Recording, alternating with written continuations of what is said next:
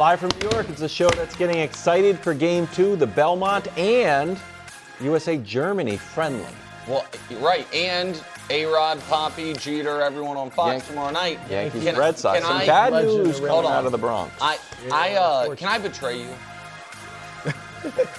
No big deal. Again, I won't reveal confidences, but KW Brew has family that are diehard Knicks fans that are debating whether or not they should want the Knicks. No. We're not debating it. They wanted to go 6. My wife has tickets to the game. She's going to be freaking out. You got to just win. Just hear me out. She is going to be on the couch, and we're going to have a little watch party, yelling, and she's going to ruin the party. She's going to ruin. Wow. People are going to be like, this isn't fun. You have like a maniac here screaming. But is she going to be possession rooting for the Knicks tonight? Yes, but I'm trying to give her a safety net, saying the Knicks need to lose so you can go to the game. They need to lose twice, though. She's going to be losing her mind. She wants the team to shoot 100%. Good. She should hope for a sweep. She's fine. Is she fine with a sweep? She wants to go to the game, but she also wants every basket to go in. You bought the tickets to the game. No. I did not. No. He got a fraud alert. Okay. The credit card company thought it was that's right. a lie. Because you should have. Knicks and 4. Maybe you shouldn't say it. I was going to say you should have bought tickets to game 3 or 4. But then maybe that First hour, first things first. Today is Jalen Brunson about to put the Knicks up 2-0. And if it does happen, should we really be surprised? Meanwhile, Micah Parsons talking about Sharks and why it means the Super Bowl champion might come out of the NFC. Look at Sam Darnold there. I think Sam Darnold's probably going to have a good year this year. I would imagine. Very accurate. And finally, is Wemby's best player in the world title belt in jeopardy? We discuss, and I bring back a forgotten segment that had real potential is back. What is it? I know what it is. What? Oh, boy! I'm gonna watch that! No, that's a brand new segment. I do like that. What is it? That's what it was. I gotta tell me. No, I'm not gonna be able to focus. Wait till you hear it. I'm not gonna be able to focus. Wait till you hear it. You're like, whoa, why don't we do that anymore? Okay. I said I dusted it off. All right. Like an old record. Must win? No, we do must win every week. We start in San Antonio, game 2. Wemby had a mediocre game 1, and it sounded like Greg Popovich told him so. Take a listen to Wemby. Yeah, good for Pop. I haven't talked to him yet, but yes, he's texted me. Care to expound on what that text entailed? In the big lines, it was that I've been bad and I've done better than this. I love Pop's like, that's basic. If I said that, everyone's like, wow, this is just rudimentary analysis. Yeah, you're bad and you're better than this. Okay, history is on the Spurs side. That's right. Game 2 of the finals after you lose game 1 at home this century. Nobody's lost. And it turns out you actually win the series. Not the 04 Lakers didn't, but that's the only one. That was to the all the other Pistons. ones did. Yes. Yeah. That was tough defense. Yeah. Head on a swivel Pistons. Yeah, that's right. That's right. Are you expecting a huge bounce back game from Wemby specifically? I am. And it better be. It better be a huge bounce back game that leads them to a victory, or they just got to get a victory. We're going to talk later about if they're down 2-0. But that's what he's done, right?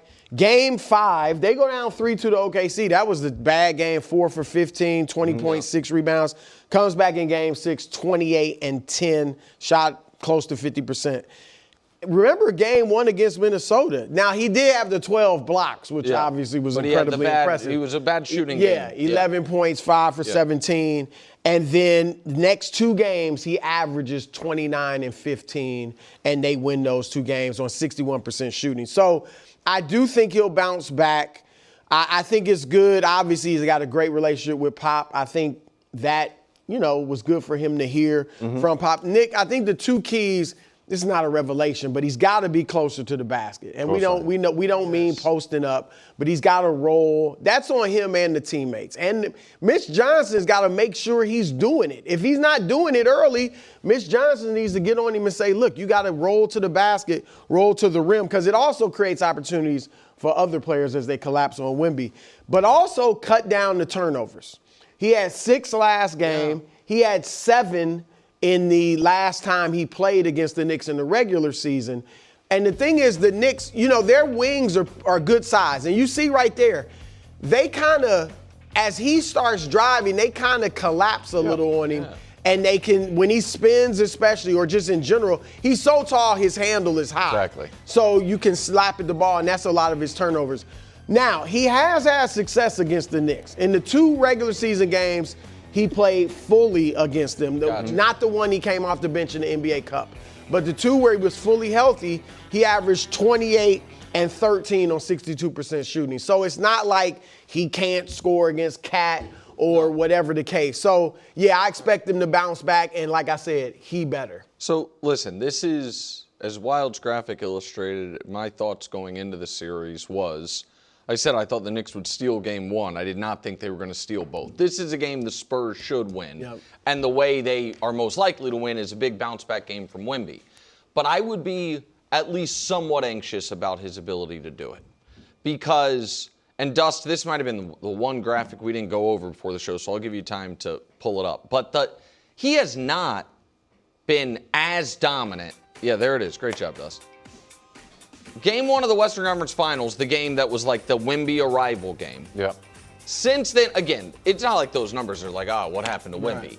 But it is not the rebounds, and the game immediately following that is helping the since column a lot, because he had 17 rebounds immediately following that game, and then was averaging 7 going into game 1 of this series. The field goal percentage has dropped considerably. He, even in his awesome games, which I would consider game 4 and game 6 of the OKC series, his only awesome games since then, what he had was totally dominant first halves. Right. 20-plus point first halves to set the tone. If you remember game 6, he had the dominant first half. The Spurs had the 20-0 run in the third quarter. He wasn't even on the court for all of it, and he wasn't really a huge part of it. And then he got to he obviously got to chill in some of those fourth quarters. And that does get back to my overwhelming concern if you're the Spurs fan, which is he is wearing down. And we all assume that if the Spurs win the championship, he'd be Finals MVP. He even, after Game 1 with the performance, because of the stats, would be the favorite on the Spurs for Finals MVP. Man, Finals MVPs en route to the championship the last decade, all of them but one are just playing huge minutes throughout. 40-plus minute playoff games. The only guy, so there's a few little outliers. So Steph has always been kind of protected in minutes because of the style he plays. Never been a huge minutes guy. Mm-hmm. The 2020 Bron, if you remember, that was the Lakers in the bubble. They just dominated the first 3 rounds of the playoffs so much it didn't demand it. 2017 Durant, that was the Warriors. They didn't have to play anybody huge minutes. All the other guys, they are consistently going 40-plus. Wemby's done it twice, and one of the games was because it went to double overtime. 50 minutes. Right, and so my nervousness, Brew, is I think that if this were year 7 Wemby, and everything about him were the same, his skill set and the Spurs were the same, I think it'd be like, guess what, Luke Cornett? You're playing 3.5 minutes tonight. Because Wemby's going to get a 2-minute rest in the first half and a 1.5-minute rest in the second half, and that's going to be our path. I know they're not going to do that. Maybe by the end of the series they'll do that, but I know in Game 7 of the conference finals they didn't play Wemby 22 first-half minutes. And I know he'll come out with a surge. And I don't know how confident you are, Brew, that he'll be able to sustain that surge for the entirety of the game. And I think barring a Champagny eruption or someone hitting from 3, that's what they're going to have to win this game.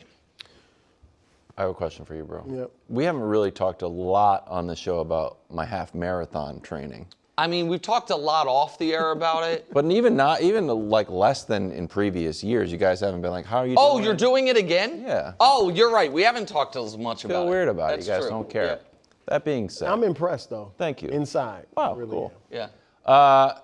Part of the training is, hey, go out and run your 5K pace. Go out and run your 10K pace. Now run your marathon pace, which is pretty slow.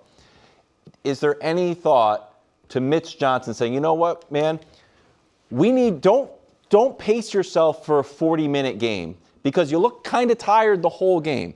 Pace yourself for a 35-minute game, and if it's tied, we'll deal with it, or I'm just going to manage And your maybe minute. lean on adrenaline late. Yeah, and just go hard in like almost like a regular season game, rather than it feels like you're starting to pace yourself early in the game. I think he came out hard at game one. A lot of people were exhausted early in game one because it was just up and down, and you saw a lot of guys tired.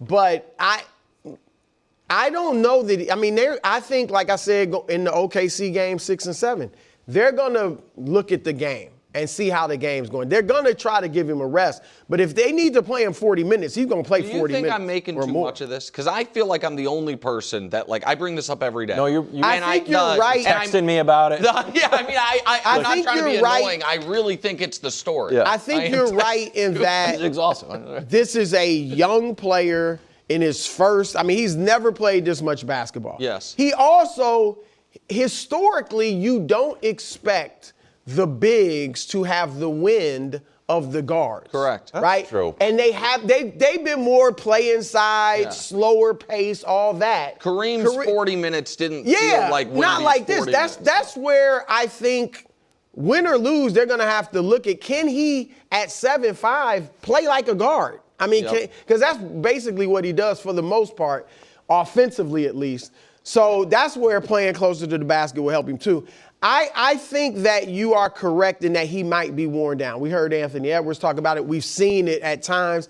But I also think, like the historical stuff, I know it's last year and the year before, but a lot of that's based on how the game's going. The Spurs don't tend to play anybody heavy minutes, so I think that's a little different. Before we move on, I just want to ask Bruce thoughts, nervousness about one other thing that's, again, kind of been my hobby horse. Josh said it to us yesterday, but now we have the graphic. Beat the champs to get to the finals and what that looked like. If it's the last team in 7 games. Beat the champs in 7 games on way to the NBA Finals.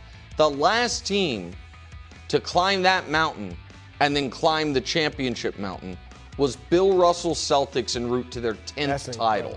68. The last 8 teams to go 7 games with the champs and win didn't have enough left in the tank. This isn't just Western Conference Finals. This is any round. It's a little emotion. It's a little physical. It's any round. You knocked off the champs, but in 7 games. Not you beat them quick. It took 7 games against the champs. It's 8 losses in a row. Well, I think it doesn't make me nervous because I think that obviously they're different players, different teams. And also, this is why I picked them. A guy like this at 7'5" with his skills that we really haven't seen before, kind of everything gets thrown out the window. Conventional wisdom would have told us they can't make it to the finals. But it's interesting because it's not only the physical toll of how tough it is to beat the defending champs, but the emotional toll. We obviously saw him celebrating. The one team in 68, those Celtics, they beat the Wilt Chamberlain, Hal Greer champions, who had won 68 games, that Philadelphia team.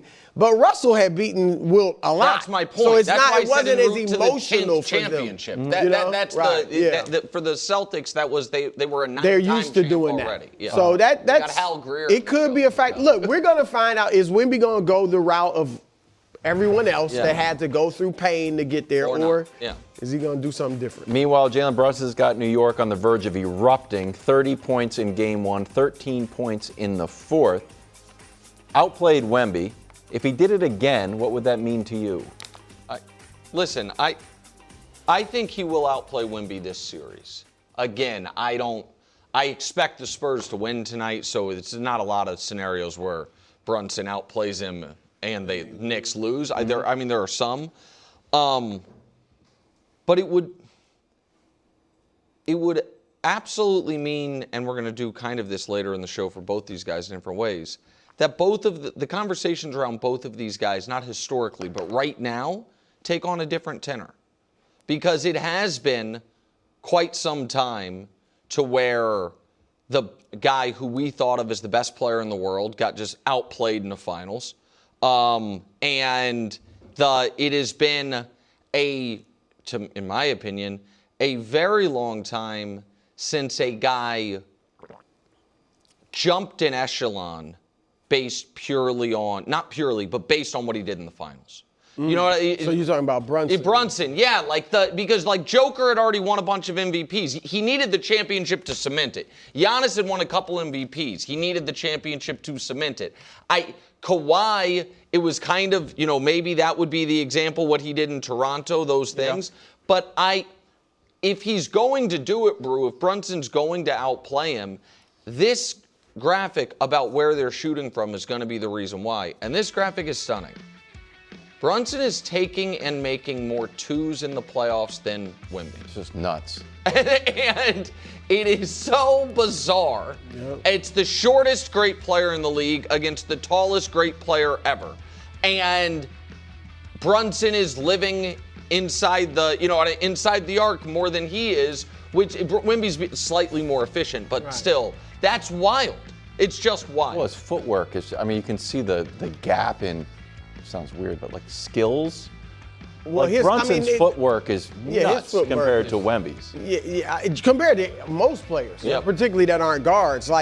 That's one of his strengths, his superpowers, because it's not his quickness, it's not his, he's quick, he's not that fast, but he's strong, he's smart, and his footwork is incredible.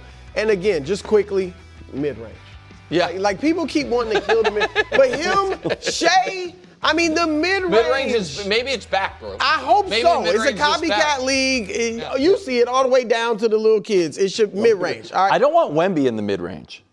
Some. He can shoot the mid-range, but he's gonna. He's not gonna live in the post. Some threes from mid-range. Yeah, some mid-range. I still like Wemby. I like his shot chart to look like Cat's shot chart was restricted area, top of the key. That's it. Nothing around here. He should shoot some threes because he's a good three-point shooter. He just shouldn't. That shouldn't be his bread and butter. But obviously they're up 2-0 if he outplays him.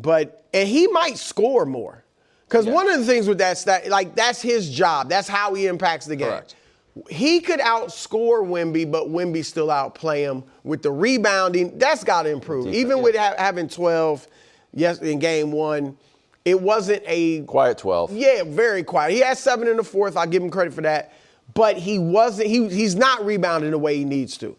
And then obviously defensively, he has to be. And you, Nick, you've pointed to it. We've seen him be great offensively, and for his standards, good defensively. And we've seen the opposite. Vice versa.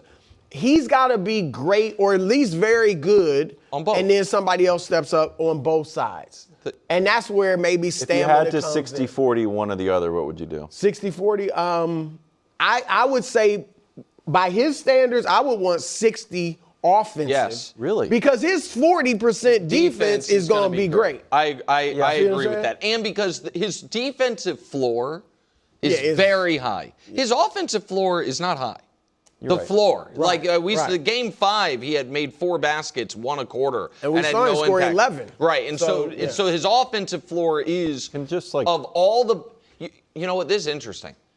Of the 10 best players in the league, he might have the lowest offensive floor. None of those, I would, yeah. If he scores 15, you're like, well, it's not shocking. It's Shea obviously had the rough spots in the postseason, but Joker, it's shocking when those guys don't produce. Luka when he's healthy. I want to throw one other thing to let it just kind of marinate in your brain, Brew, because we're going to be talking Brunson throughout the show.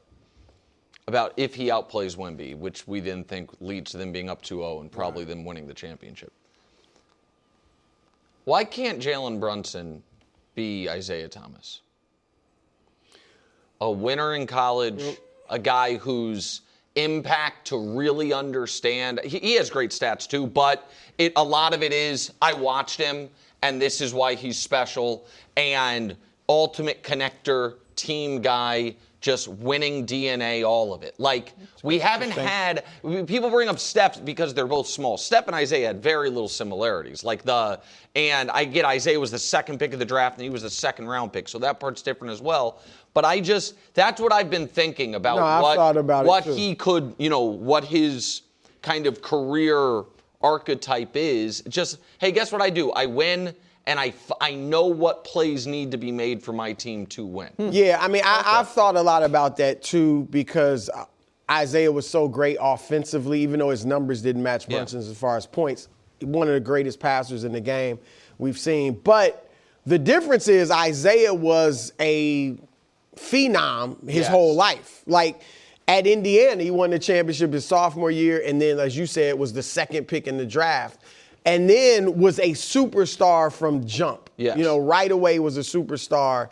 And so that is very different from, that's why I think a lot of us have trouble kind of embracing, we've embraced him as a superstar, but putting him up there as a top 5 player or whatever because his pedigree. His pedigree works second round pick. First 3 years came off the bench. Yeah. It's just, and he's not as flashy either. Isaiah was a flashy player with the ball handling and the dribbling or in the I wonder passing. text. But I think text Isaiah, Brew. I wonder what he thinks of it. Yeah, I think. Look, Isaiah won 2. He beat legends. He beat Bird. He beat Jordan. He beat Magic.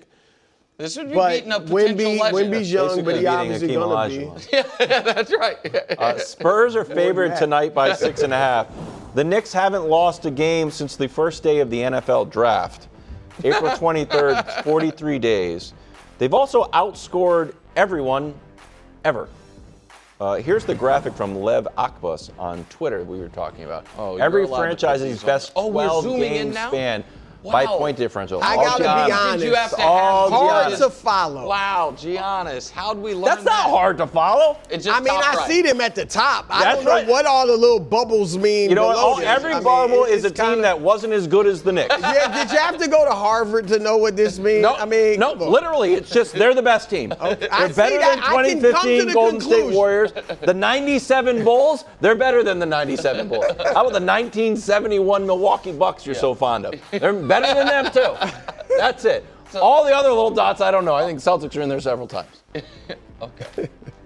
Are the Knicks underrated? I think so. And I think part of it is I think the conference was. So I'm about to show you a stunning stat. Stunning stat alert. Best against best for the season. Okay. Top 4 in the West against top 4 in the East. How do you think that worked out? The East won. Now, the bottom of the East was horrific. The midpoint part of the East was not nearly as good as the mid part of the West. The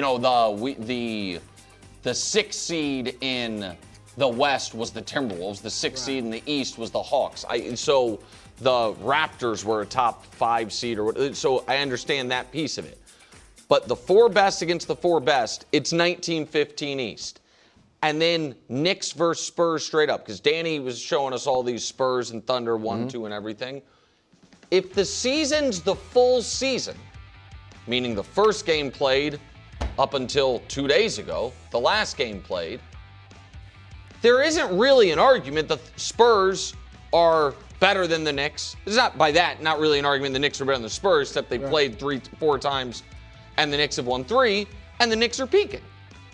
The Knicks are more rested, I think a touch healthier and peaking, and their statistical profiles are, these are 2 of the 3 best teams in the league. Are the Thunder, who's won in everything? I think there's a handful of different teams that are won in a few things. Net but the ratings, Thunder, I think the Thunder were, offensive ratings, the Nuggets. Defensive ratings, the Thunder. Net ratings, the Thunder. Field goal percentage, I think, is the Nuggets, and opponent field goal percentage, the Thunder. You know what I mean? So I don't think so they're people, good, basically. Yeah, I mean they're as good as the Spurs, and they seem to be a tough matchup for the Spurs. So yes, I think they're underrated. They are underrated, and sadly, I think, or unfortunately for them, even if they win this championship, even if they sweep, If they sweep, the Spurs, They will get their just due. The parade will be iconic, obviously. New York City. Everything's Brunson will get magnified. major praise. Cat will get major praise. Mike Brown, the whole nine. But the team, they'll be celebrated as a champ. But they will not be viewed like those numbers. Those numbers say they're an all-time great team. Yes. They will not be viewed as an all-time great team until early. I ain't even saying they have to win the championship again. But early through next season, if they come out early, and I know it's not fair, but if they come out the first 2 months of the season, and this, I'm not saying they beat everybody by 20 points, but this style of play, and they are rolling again toward looks like on a 70-win pace, that is when people will finally say, oh, they are legit. They are, and start thinking of them in those terms. Historic. It's because there's only been one-off team that we've ranked as historically great, the 76ers in 1983. They had two legends in Moses Malone, a 3-time MVP, and Dr. J. Yeah. And this team doesn't have legends. Now, maybe Brunson will become legends. Yeah. But I think that's why that's one reason they're underrated. And I think will be underrated. Like, I don't think if they beat these Spurs, Nick, people are going to be putting them among the ranks of teams. Well, how about this? I know for certain they won't be the favorites to win the title next year. Yeah, they'll be viewed as one of the 8. Right. You know, and that's a different team every year. Ironically, one of the only people who I think has not underrated them during this playoff run, at least the last 3 weeks of it, Brew. Brew said he was more worried about the Knicks than the Thunder, which was a very, very. I think you're the only person saying that, and so I think I just got beat over the head by the fact that they're beating everybody by 25 points, and I had no other team to pick. I think that they. Do you agree with what I said about? Well, yeah, I think that's what happened with the Thunder. People butted the Thunder's championship last year because of the injuries along the way, and then they started 24-1. And then they were like, oh, wow, could this team? Absolutely. You know what I mean? They picked up right where they left off when the Warriors, the year after they won in 2015, Kyrie and Kevin Love were hurt. Right, and then they started like 23-1, and it's like, oh, my God. And so I do think that is what happens. Interesting. I think that's right. All right, coming up next, is the NFC far and away the better conference? Micah Parsons talks about Sharks next on FS1 the Fox Sports Channel on Sirius XM. If you've got a desktop calendar like I do at home and work, well, pull it out and circle June 11th, right, 10 a.m. And then next to it, right, first things first, moving time slots. 10 a.m. to noon, starting on June 11th, because that's when the World Cup starts. Can I tell an incredibly cute thing about you? Wow, sure. On KW's desktop calendar, Brew, you should come down. I've got a little soccer ball on it. No, that's not it. Oh. When to signify when he's on vacation, how most people just with a Sharpie write vacation with a line. All the way He draws a picture of a beach and an umbrella and whatever this for the World Cup, he drew a big soccer ball. He doesn't use words. He has colored pencils and draws pictures to signify what's going on. Like a caveman. I like that. Well, look, there you go. There's the picture. I know sitting on this side of the desk, he's quite the artist. Yeah. You're always doodling, and it actually looks pretty good. Honestly, if your takes were better, I'd be locked in. We're I'm out here just drawing. Oh my God! He called you a great artist. I told an adorable I want to be locked in. You, and then I'm drawing landscapes. And June 11th, 10 a.m. to noon. Mr. Continuity of the show. Micah Parsons, get this, Greg. He was asked about the Myles Garrett trade, which sent Myles from the AFC to the NFC. Micah kicked around some shark-based metaphors. Take a listen. It's a whole lot different from the NFC versus the AFC.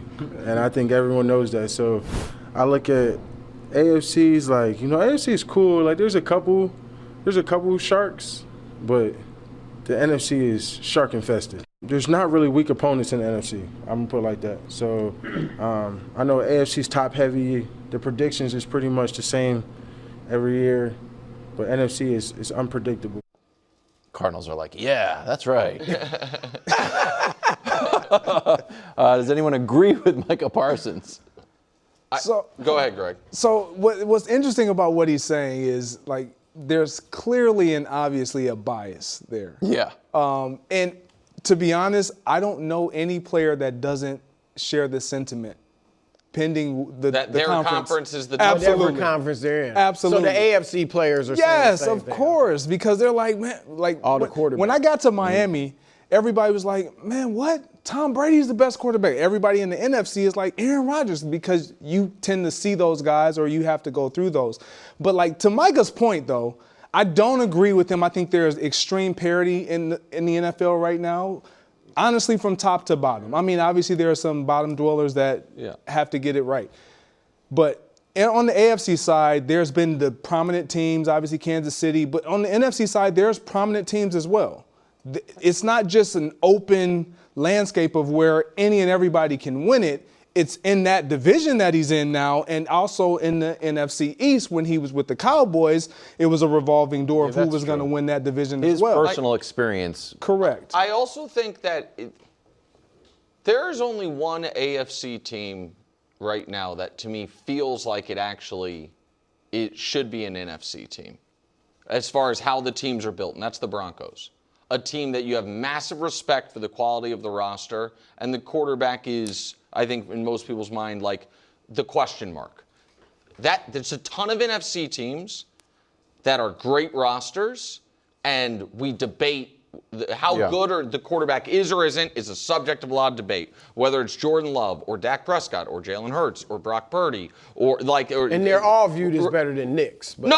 I understand. You understand what I'm saying? It is. It's just as the draft has fallen and where the superstar quarterbacks landed, and then the contracts that they get, which makes you have to manicure the team as such. Right. It is so heavily tilted towards the AFC right now. Feels like superstar quarterbacks with pieces. Yep. NFC feels like really, really good rosters with quarterbacks. It's why the Rams seem to be, in a class by themselves because they right now have both. And I think that's what Mike is reacting to. I think Mike is reacting to the fact that across the NFC, you said Arizona, which is because Arizona is the only team that really stands out as, like, I don't know if they're the only. Are they the only team? Saints. The Saints. The Saints. I'm in on the Saints. Yeah, I know. That division is now maybe it's getting better and maybe they just beat up on each other, but that division's arguably the worst in the NFL. The NFC South. I agree with that. So that's one thing he's not. But don't you? It just feels to me like if we were to make a power ranking of every position in the league, the 10 best. Player-wise. The only position that would dominate the AFC would be quarterbacks. To your point about wide receivers yesterday. Then now Myles Garrett's over there now. The best pass rushers. The best running backs outside of Derrick Henry. Right. So that to me is, I think that's what Mike is getting at, and I think he's correct. I also think that. No, go ahead. And I also think the fact that because he said there's a couple sharks over there. The fact that the Chiefs have been so dominant. And I know last year what they weren't, and the year before they lost the Super Bowl, but still, they got they won the conference 5-7. That diminishes the other sharks, if you will. That's a good point. I get it. Everybody considers Baltimore and Buffalo sharks, but the fact that one team's just been dominant does diminish the others. And in the NFC, it's been this team, it's been that team. You know what I mean? Yes. Other than Philly making it twice, but it's been a bunch of different teams. So I think that plays a role. Fun game time. It's roulette, just black or red. Just get two choices. Life savings, this year's Super Bowl. Are you going AFC or NFC? You get all the teams. Yeah, I'm going NFC. You are? Yes. You said NFC? Yes. Can I look, while Brew answers, can I just look up what the actual odds of that are? Because that's available. You can just have AFC and NFC. Oh, you can? NFC? I thought it was. My guess is because the Rams are such heavy favorites and the Seahawks are next, that it is NFC barely. But I think over the last, my also guess is that each of the last 6 years, the favorite in that has been the AFC. Yeah, because of the quarterback. Because it's Allen Mahomes Lamar. Well, I think just when we looked at Super Bowl, the Chiefs were up. Well, it was in some sort of order. Bills, Ravens, Rams, Seahawks, Chiefs, Patriots, Chargers. So there were at the top very AFC heavy, but I don't know if you get if you get everybody, if you throw the Eagles in there. You can keep going. I have to look this up. No, I'm taking the AFC. Brew, who would you take to win the Super Bowl? You're staying on brand with the Patriots. I'm going to stay on brand with the purple. Okay. Purple and black. Okay, stop. They don't have a shot. You act like they some they chumps. can't I feel even like get to the three NFC teams in or the the NFC, AFC. though. So they have no Championship chance this game. year. I'm not saying we talk about It sounds like that's what you saying. You talk like, about please. and again, I respect the Ravens, and this Do is ya? not going to feel 'Cause respectful because this is not going to feel respectful because With all due the way we respect. talk about the Cowboys and what they end up fizzing out to be, and Oh I my say fizzing goodness. out, they don't get to the conference championship. They just It's don't. Dak Lamar. That's the Ravens. Is Dak Lamar. Is Dak Lamar? The fact that Is it's the a question Cowboys now. defense, and look, I no mean, matter how much hey. it improves, the Ravens defense? If I throw my fishing rod into the pond, I don't know what I'm gonna get. If I'm gonna get a crappie, if I'm gonna get a bluegill, I mean, it is what it is. This year, you're going to I just know I'm gonna catch a You'll get fish. some goodness. I like that. I don't know. All right, you remember, don't be picking the Ravens. I couldn't. I'm not. He's definitely. You couldn't find it. They gave me division, which Super Bowl champion, what division will have the Super Bowl champion, but that didn't give me. So this is a tricky question for you because you obviously are believe in the pull Chiefs. for the Chiefs, but because you are also you adhere to your gambler's brain. Yeah. Like, is there good value on the NFC? So who would you take, AFC or? If it right now, if it was just a pick 'em and you Yep. could have either side. Right now, Yeah, great I question. mean Where I we think the getting NFC right now would probably be if they set a Super Bowl line right now, AFC versus NFC. I think it'd be NFC by 1.5. So So the right value would be the NFC, but you're right. I'll just be like, no, I'll just take it. Exactly. I'll take the AFC. But I bet, and I'm sure I could find it if I had more time. I bet right now the NFC is a 2-point Super Bowl favorite. That's what I bet it is. Okay. Baker Mayfield head down to Tampa Bay. He's on a team-friendly deal, but it doesn't sound like the Bucs are getting closer to getting a new deal done that might be more Baker-friendly. Let's take a listen to the Bake Show. Contract stuff it's happening, starting the talks and whatnot, but not anywhere close to what we were thinking. So would love to be here long term, and as of right now, that's not exactly the case. But I'm under contract for 2026. Obviously, yes, I would love to have a long term deal done, but they know my deadline is as soon as training camp starts. We're not doing any contract stuff. It's all ball. Not anywhere close hit my radar. Yeah, I don't think they're going to get a deal done. I think they're going to let him play out this year and see what happens. And this is you're going to be hard pressed to find a bigger Baker Mayfield fan in the media than me, but I understand if he wanted the deal that at the midway point of the season he looked assured to get. If he still wants that, if I'm the Bucs, I say, all right, we're going to wait and see. I get that. Like he was not good the second half of last year.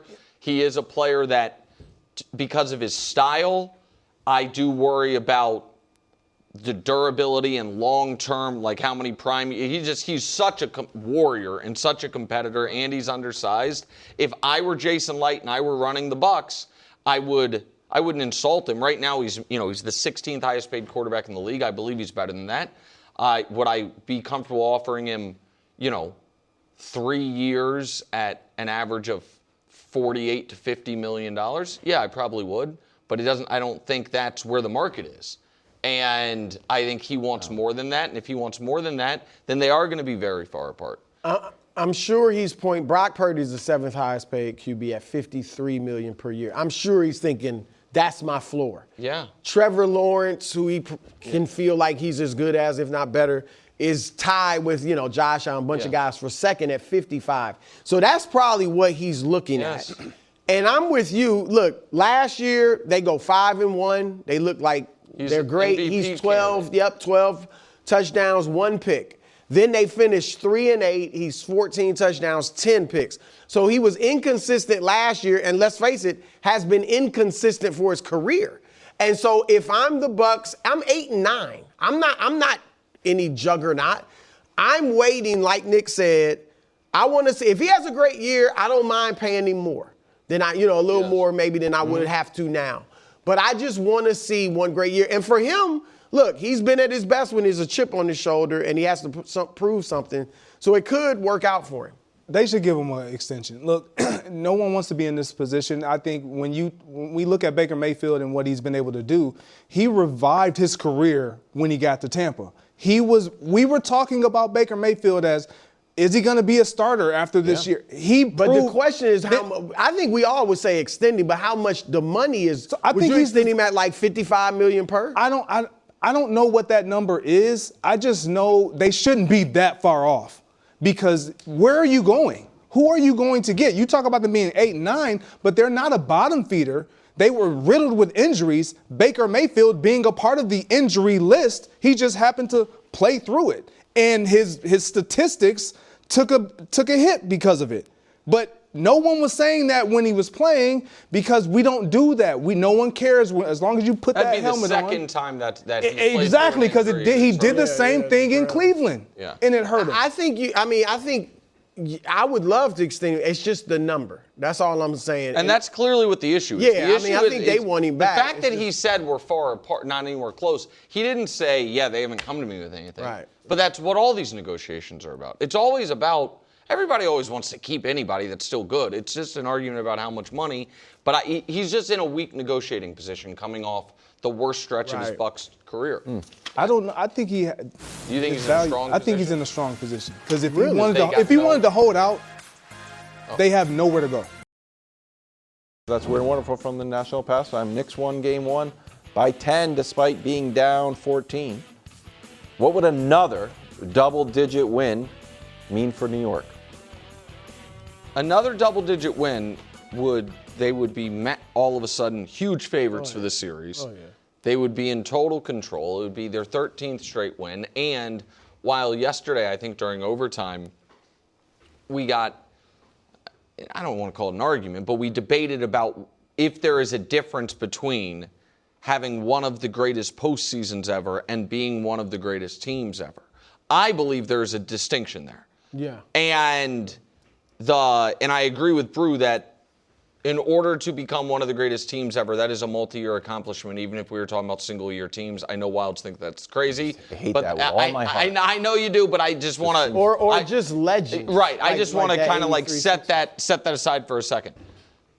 Most dominating postseasons ever is, to me, closer to an objective question than an eye test question.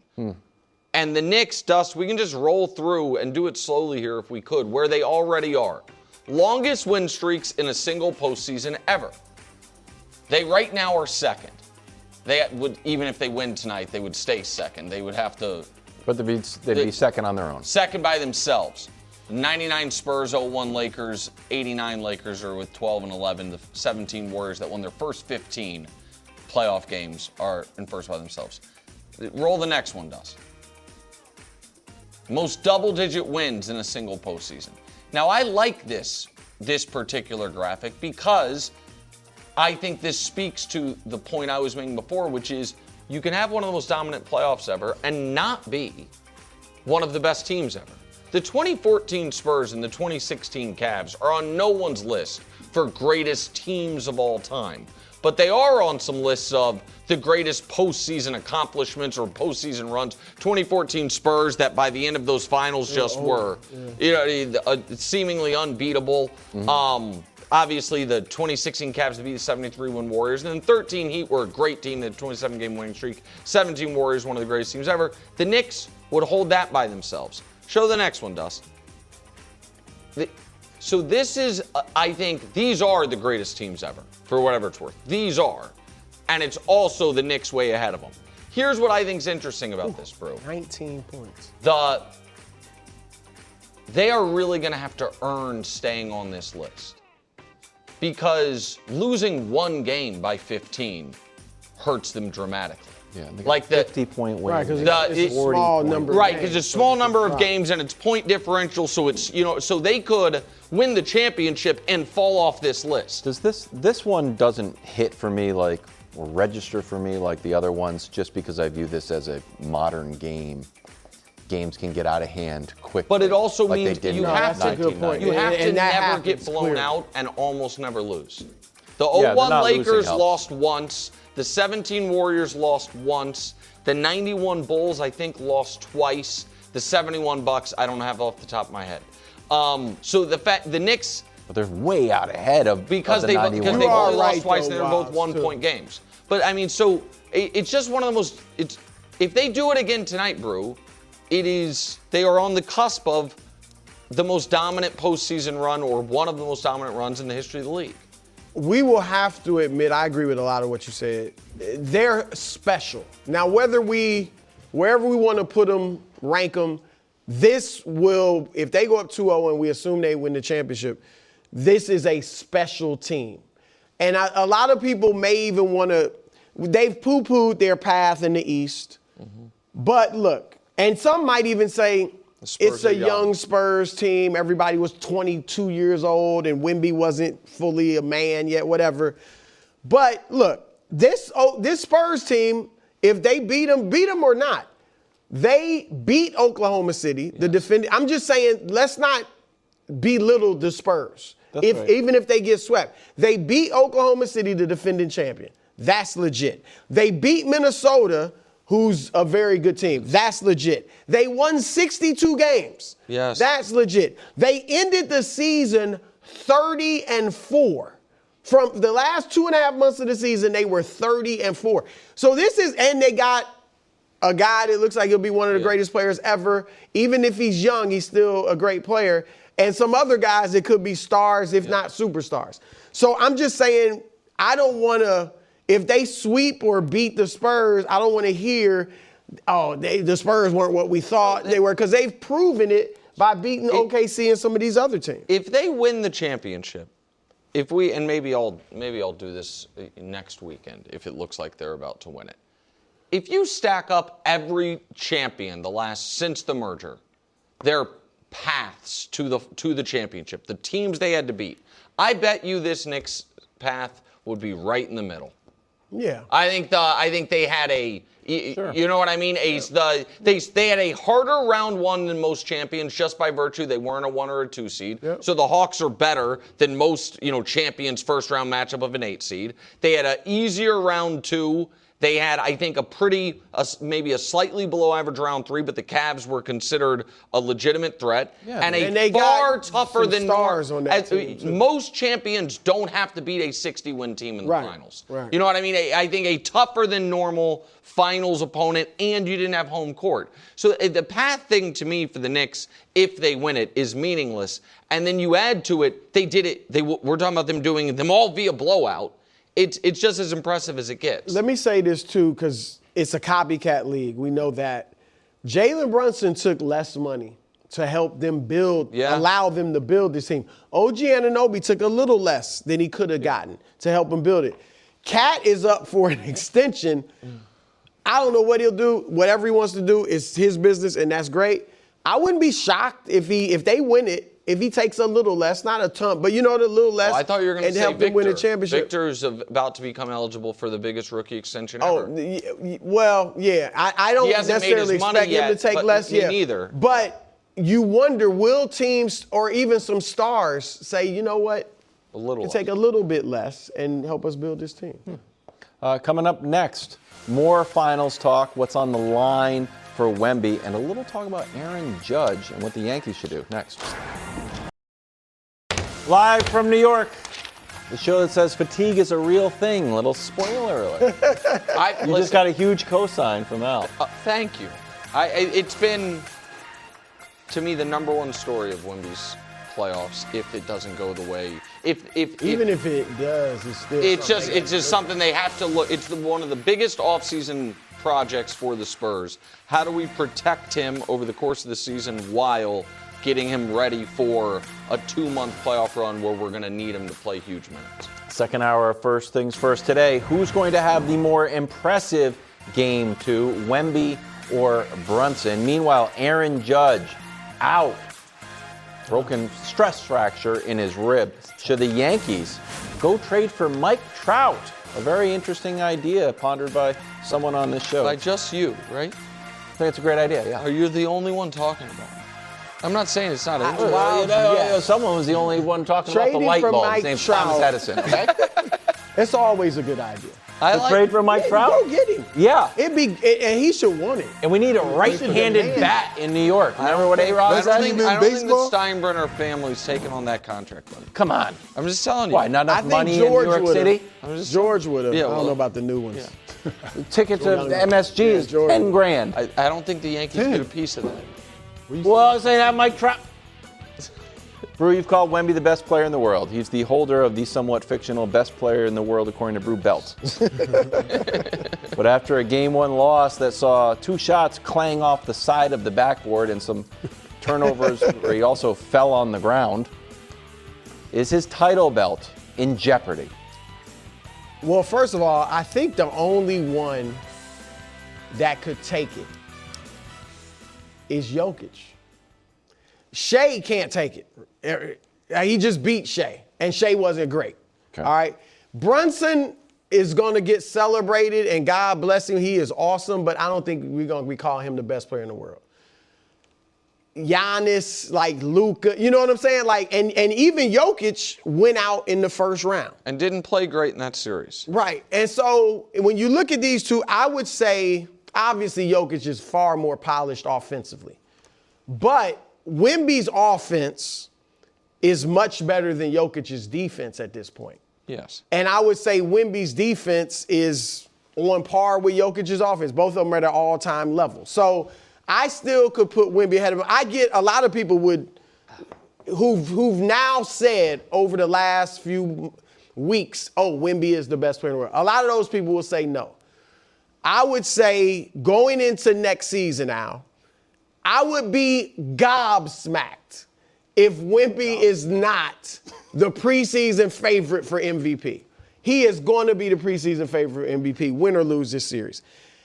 He would be on that GM poll. He'll be the number one. He'll be everybody. Yeah. What player would you like to start a team with? He will be 100%. Yep. And I think this, Nick, even if those, and I would get it, understandably would say if they get beat, he's not the best player in the world right now. That is going to last an offseason. Like, he going to be the best player in the world next year. If he's not right now, next year with the experience of going through a finals, maybe having lost, because if he loses, this is going to force him to get in that weight room, to get a low post game, to use what he learned from Olajuwon, which I have hardly seen this season, right? Now, if he wins, he could do that too, but you win, you might not need to feel like you need to do it. If he loses, it's going to make him better. So if he's not the best player in the world, it might only be for an offseason. Chris, I think it's a little premature to say he's the greatest player in the league today. So who is it then? It's Joker. Okay. I would say Joker. He went out early. He went out early. You know, I like SGA still. I just think that, like, you know, before you give him that title, he has a little bit more to do, right? You got to get you an MVP. You know what I'm saying? You got to build a body of work, especially from a player's perspective, right?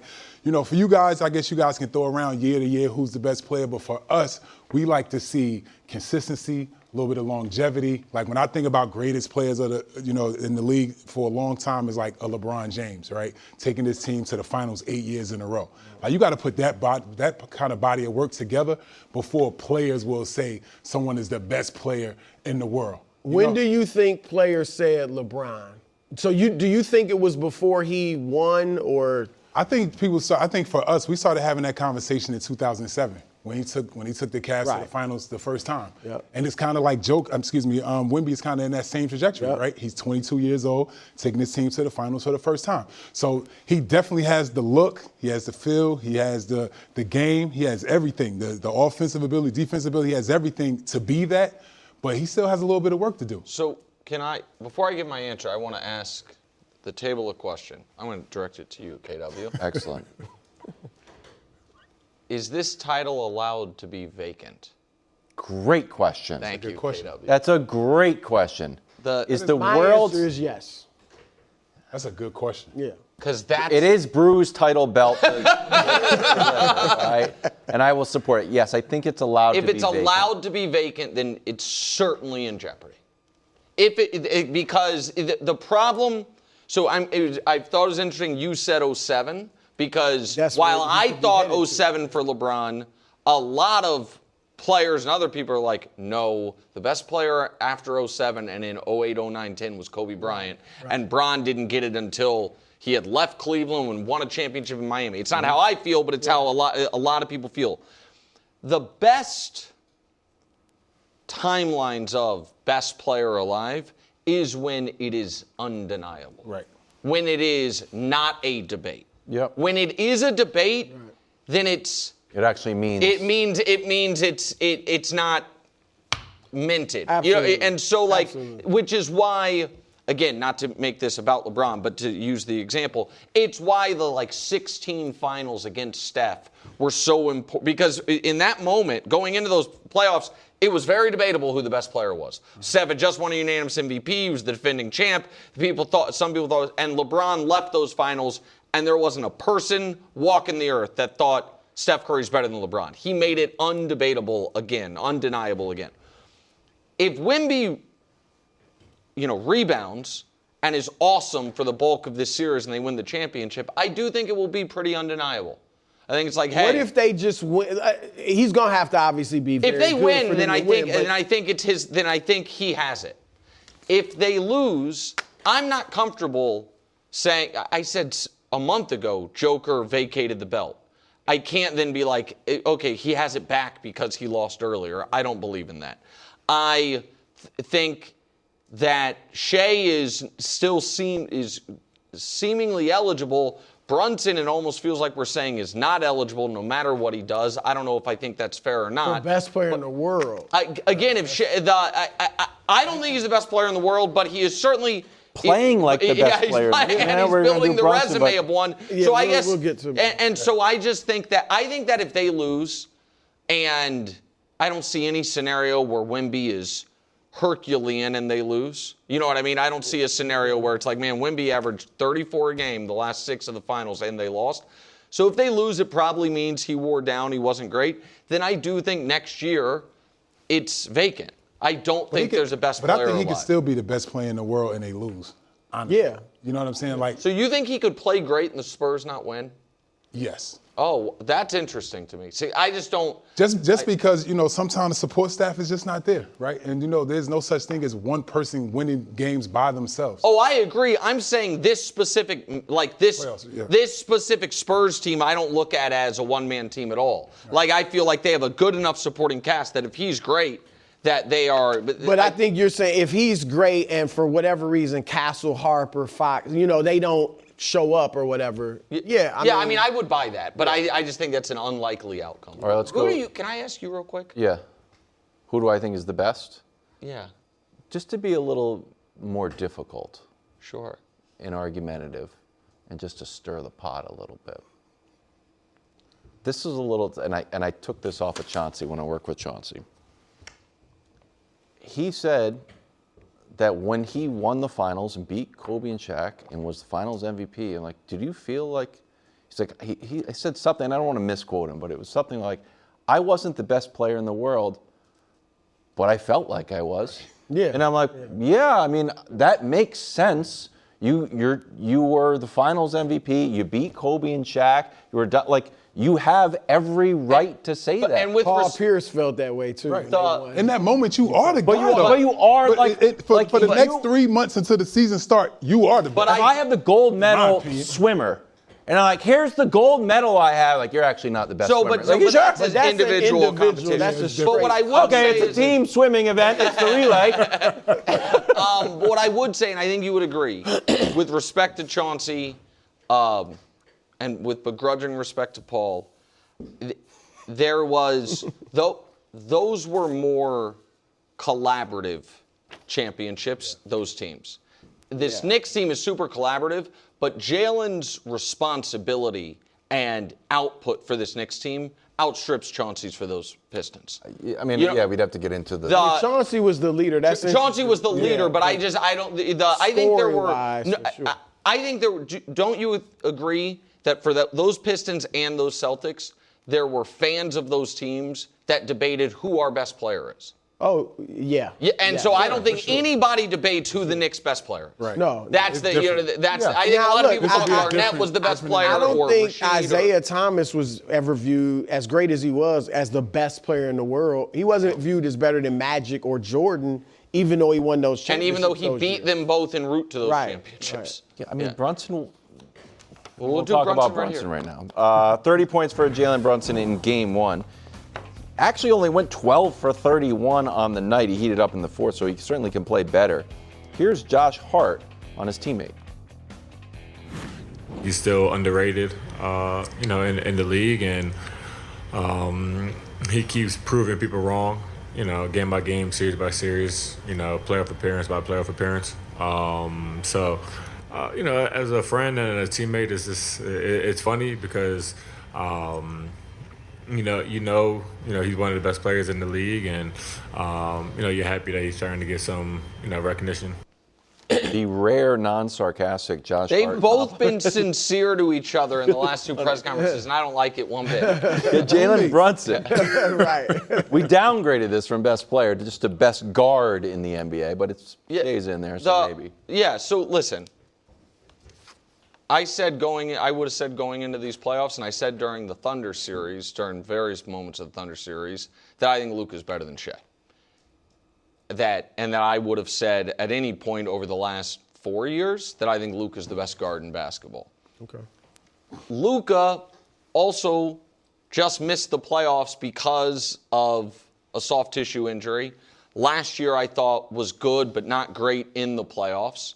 The year before he carried his team to the finals. But I think Luka has the highest ceiling of any guard, and if you were doing that same GM poll, which guard would you want to have, I would take Luka.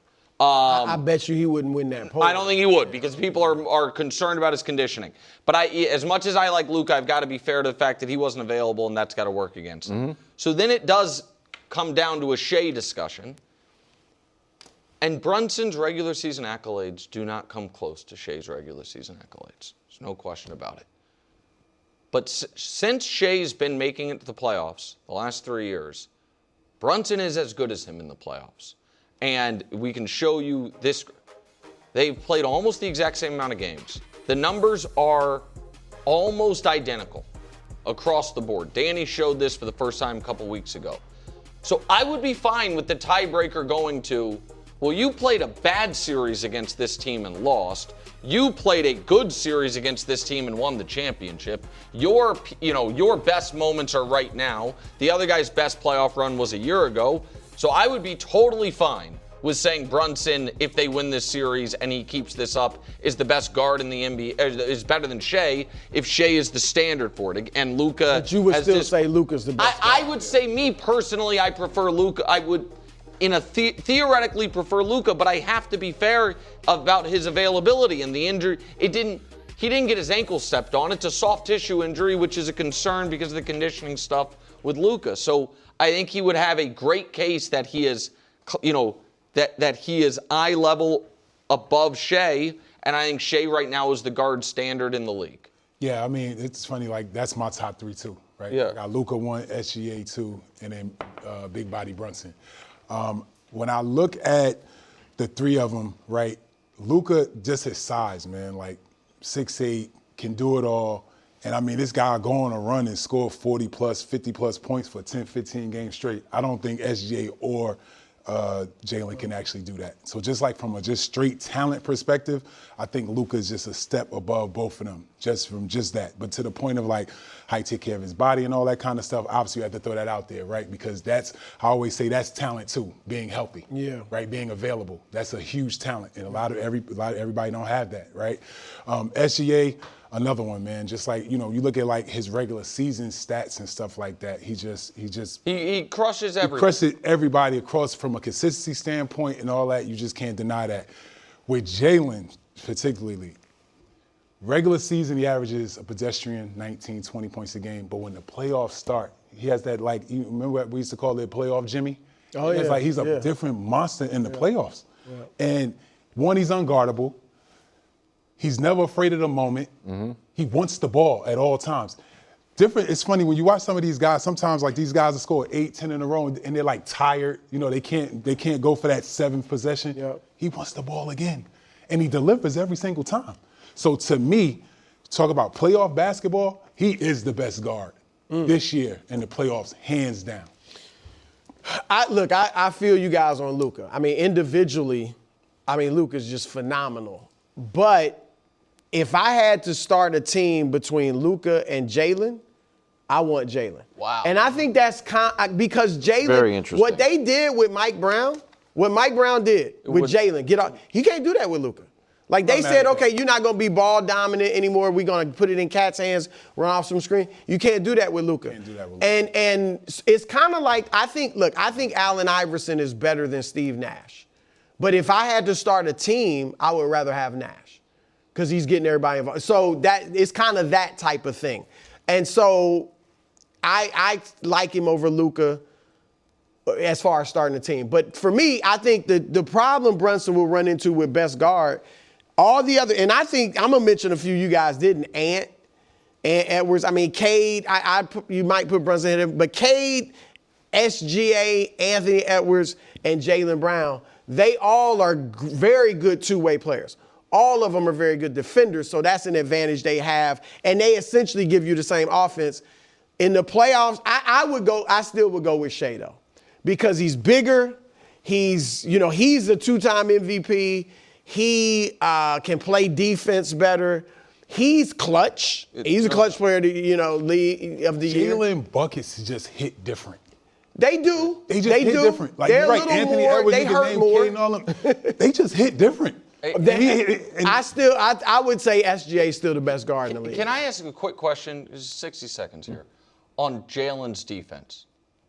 I thought Draymond did an interesting thing when he defended Harden, kind of, saying that he blamed, when Harden was getting crushed by Jalen Brunson, he blamed Harden's teammates. He was like essentially saying, early with Steph, we just told him, don't give up a straight line drive, we got you. As long as you just misdirect him once, we got you.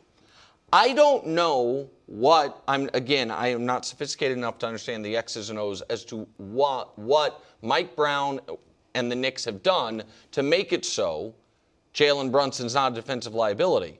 But he's not. It's like Hunt Brunson. I mean, and when I say he's not, they are the number one defense in the playoffs this year. They were a top 10 defense in the NBA. I think the 7th best defense in the NBA this year. Right. So I agree if it were like a one-on-one competition, he would not be as good of a defender as Anthony Edwards. But Anthony Edwards, despite the fact that he has Rudy Gobert back there and Jaden McDaniels, all that, when he's on the court, his team is, and Anthony's a great defender, is not dramatically better defensively than the Knicks when they have Jalen Brunson on the court. So that's where I just wonder how much his defensive liability should work against him in that regard. I'll just say this. Remember, Mike Brown was the coach when they were winning all those championships in Golden State. Yeah. So that's good. He's seen this before.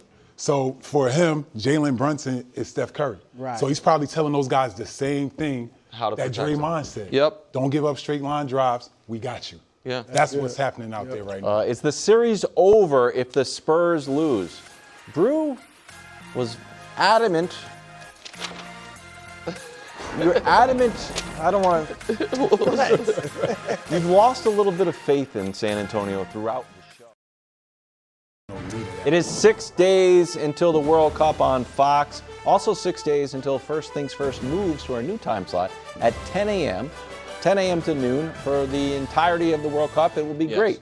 So tune in. You can watch the show. You can watch all the games starting June 11th. And listen, for years, we've been riding on the wake of the Colin Cowherd lead-in. Yes. Now, we get to give him a little boost. Yeah, oh, that's nice. Yeah, pay it forward, as they say. Wow, that's nice. Yeah. Yeah. Okay. Headed back to the NBA. Spurs looking at a literal must-win. Knicks staying focused in the moment. Take a listen to Karl Anthony Towns. I don't think of anything like that, the 1-1-2-0. I just think it's 0-0. And the next game is the most important game of the year. So just continue to stay in the present, not worry about what the future may look like, not worry about what we've done in the past. Just cancel all that out and just worry about the present. Tomorrow we step on that court, should be the same determination, desperation, energy level, and physicality needed for a Game 1 win. It's good life advice, minus like the physicality part. Everyday life. Brew, it's never been done in the finals, but 34 teams have gone down 0-2 at home. 5 have won the series. Do you think the Spurs could overcome an 0-2 deficit if things go sideways for your squad tonight? Well, you said could. Sure. They could. Would I be extremely confident that they would? No. Look, if they lose tonight, and this is probably one reason it hasn't ever happened, it would just be like, okay, the Knicks are a bad matchup for them. They're better than them, however you want to word it. They would have beaten them 4 out of 5 times this year. Correct. This time, tonight, is absolute desperation mode for the Spurs. Again, a guy 7'5" can do all these things we haven't seen a player that tall do. Yeah, he can override some conventional wisdom. That's why I thought they could get this far as a young team.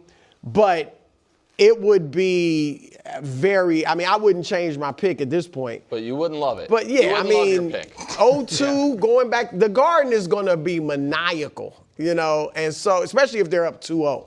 So yeah, it would be very tough. Go ahead, Al. It's over. It's over. It's over. The Knicks playing with a confidence that I haven't seen in a while, and it's championship confidence. When you look at them, they go down 13, 15 points. Yeah. You look at the bench, everybody's still high-fiving, still rocking and rolling. They never believe they're out of the game, So if they win tonight, that confidence coming back into New York is going to be through the roof. To your point, the Garden will be rocking. They have, in the past have had slip-ups at home or whatever, but I kind of don't see it this time. I just feel like it's blood in the water, so much energy and electricity around, they're going to want to try to finish the deal. To Brew's point, if the Knicks win tonight, they will have won 4 out of 5, and for the Spurs to win the series, they would then have to flip that. Right. They would then have to win 4 out of 5. For a team that hasn't lost since, as you said, the first day of the draft, they would have to beat them 4 times in basically 10 days. And I dug into a little more, just falling down 0-2, the different circumstances of it, and we can throw that graphic up, Dust. All right, overall, teams that fall down 0-2 under any circumstances, 29-3-37. Fall down 0-2 at home, you're 5-29. Fall down 0-2 again anywhere in the finals, you're 5-32. At home in the finals, we showed it. It's only happened twice, and it is something else that it's only happened twice. Just how rare it is that the team with the better record in the NBA Finals gets beat in the first 2, and the 2 instances were.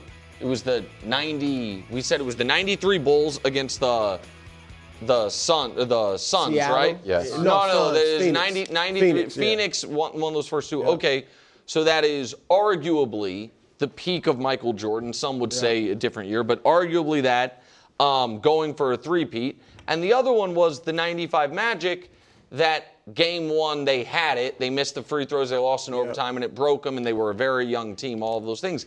It's one of the reasons why it would be stunning is disrespectful to the Knicks, but it would be seismic for the Knicks to do this. For the Knicks to come back to MSG on Monday, having won both of them, would be one of the more surprising couple games we've seen in a finals in a very long time. It's the best stretch of basketball ever. I just feel like we still haven't wrapped our minds around. Like we kind of expect, Vegas expects them to lose. We all expect them to lose. But they might not lose. No, they haven't lost in 40 days. Here's the point Al alluded to that I'm curious where you're at on. I do think there is something to the fact that if the Knicks fall down 15, they will not feel like they're dead. Oh, yeah. What if the Spurs fall down 15? Oh, they're going to start to freak out. I think that now if the Knicks fall down 15, they could just be dead. You know what I mean? The Spurs run away. The Spurs did that in Game 6 to Oklahoma City. But do you think the Spurs, if they get down, even if it's early, but they get down, 15 is the number I'll give, that they will be confident will be able, we can stymie this? Brew, I don't think so. Brew will be wrong in his finals prediction, and at the same time, 100% right about the youth? About the youth and experience. Yeah. And either way, you are going to be right. You either, the Spurs either pull it off or like it's one of his mantras for as long as we've been doing the show. You need to be calloused. You need to take some lumps. You need to get some championship scars before you can win. So you nailed it, buddy. Either way. I think in all seriousness, like, obviously I picked the Spurs. I'd love for them to win. And for Wemby, I'm sure he wants to win. And, it'd be great for his legacy if he wins. But I said earlier, I don't know, would that spark him to make the improvements he needs to make? Because as great as he is, and whether he's the first or second best player in the world, he's still got a ton of improvement. Well, I've said out he's about maybe 70, 75% of who he can be or will eventually be. That other 25 to 30% is like strength and getting down low sometimes in the post. So if he loses, I think it's going to be good for him. Like Jordan said, losing to Detroit, I had to get in the weight room. Well, it's such an interesting the only comp, I'll bring up LeBron. There's a lot of LeBron Wemby comps from talking about historical stuff. If they had won the series against the Mavs, would the rest of his career have been as good as it was? I would argue no. If they had I'd say yes. I think it would have. Yeah, I think it would have. I know he learned a lot. He changed a lot. I think he matured. I think he changed his game. He would have had one championship he doesn't have. But does he? If he hadn't gone through that, would he have been able to go do what he did in 16? I don't know. I mean, he obviously. Yeah. I don't know what happened to him in 11. He fell apart. So he had to grow from that. But I'm with Al. I think he was so good. He was going to be. But he was chasing Michael Jordan records and stuff. Yeah. X Factor time. I'm casting my vote early on this one. My X Factor is Landry Shamet, who was shooting. Wow. And get ready for this, Al. In his last 7 games, 77% from 3. Jeez. He is 20 for 26. He had 13 off the bench in game 1, so Shamet is my X Factor because he doesn't miss shots anymore. Who is your X Factor? Al, we'll start with you. So I got the Spurs guards. It's hard for me to pick one, but I'll just say, so I think Castle has to be more assertive and more decisive. First game, I don't know what was going on, I feel like he was like questioning themselves. When should he drive? When should he shoot? When should he pull up? Vassell, he needs to play like Josh Hart, right? He needs to have moments like that. He needs to get an extra offensive rebound, get a block, hit an open shot. He needs to have his Josh Hart moment in order for them to win. The person that I'm really on is De'Aaron Fox. They brought him there as a max player to be special, right? He needs to be a leader, obviously, but offensively, he needs to give them more. Right now, what he's giving them is nothing. Since the injury, I think he's averaging like 10 points. He's shooting like 20 from 2. His percentages since the injury are brutal. It's awful. Yeah. But in order for them to compete and possibly win these finals, he has to play better. Yeah, I'm with you. My guy is Fox. De'Aaron Fox.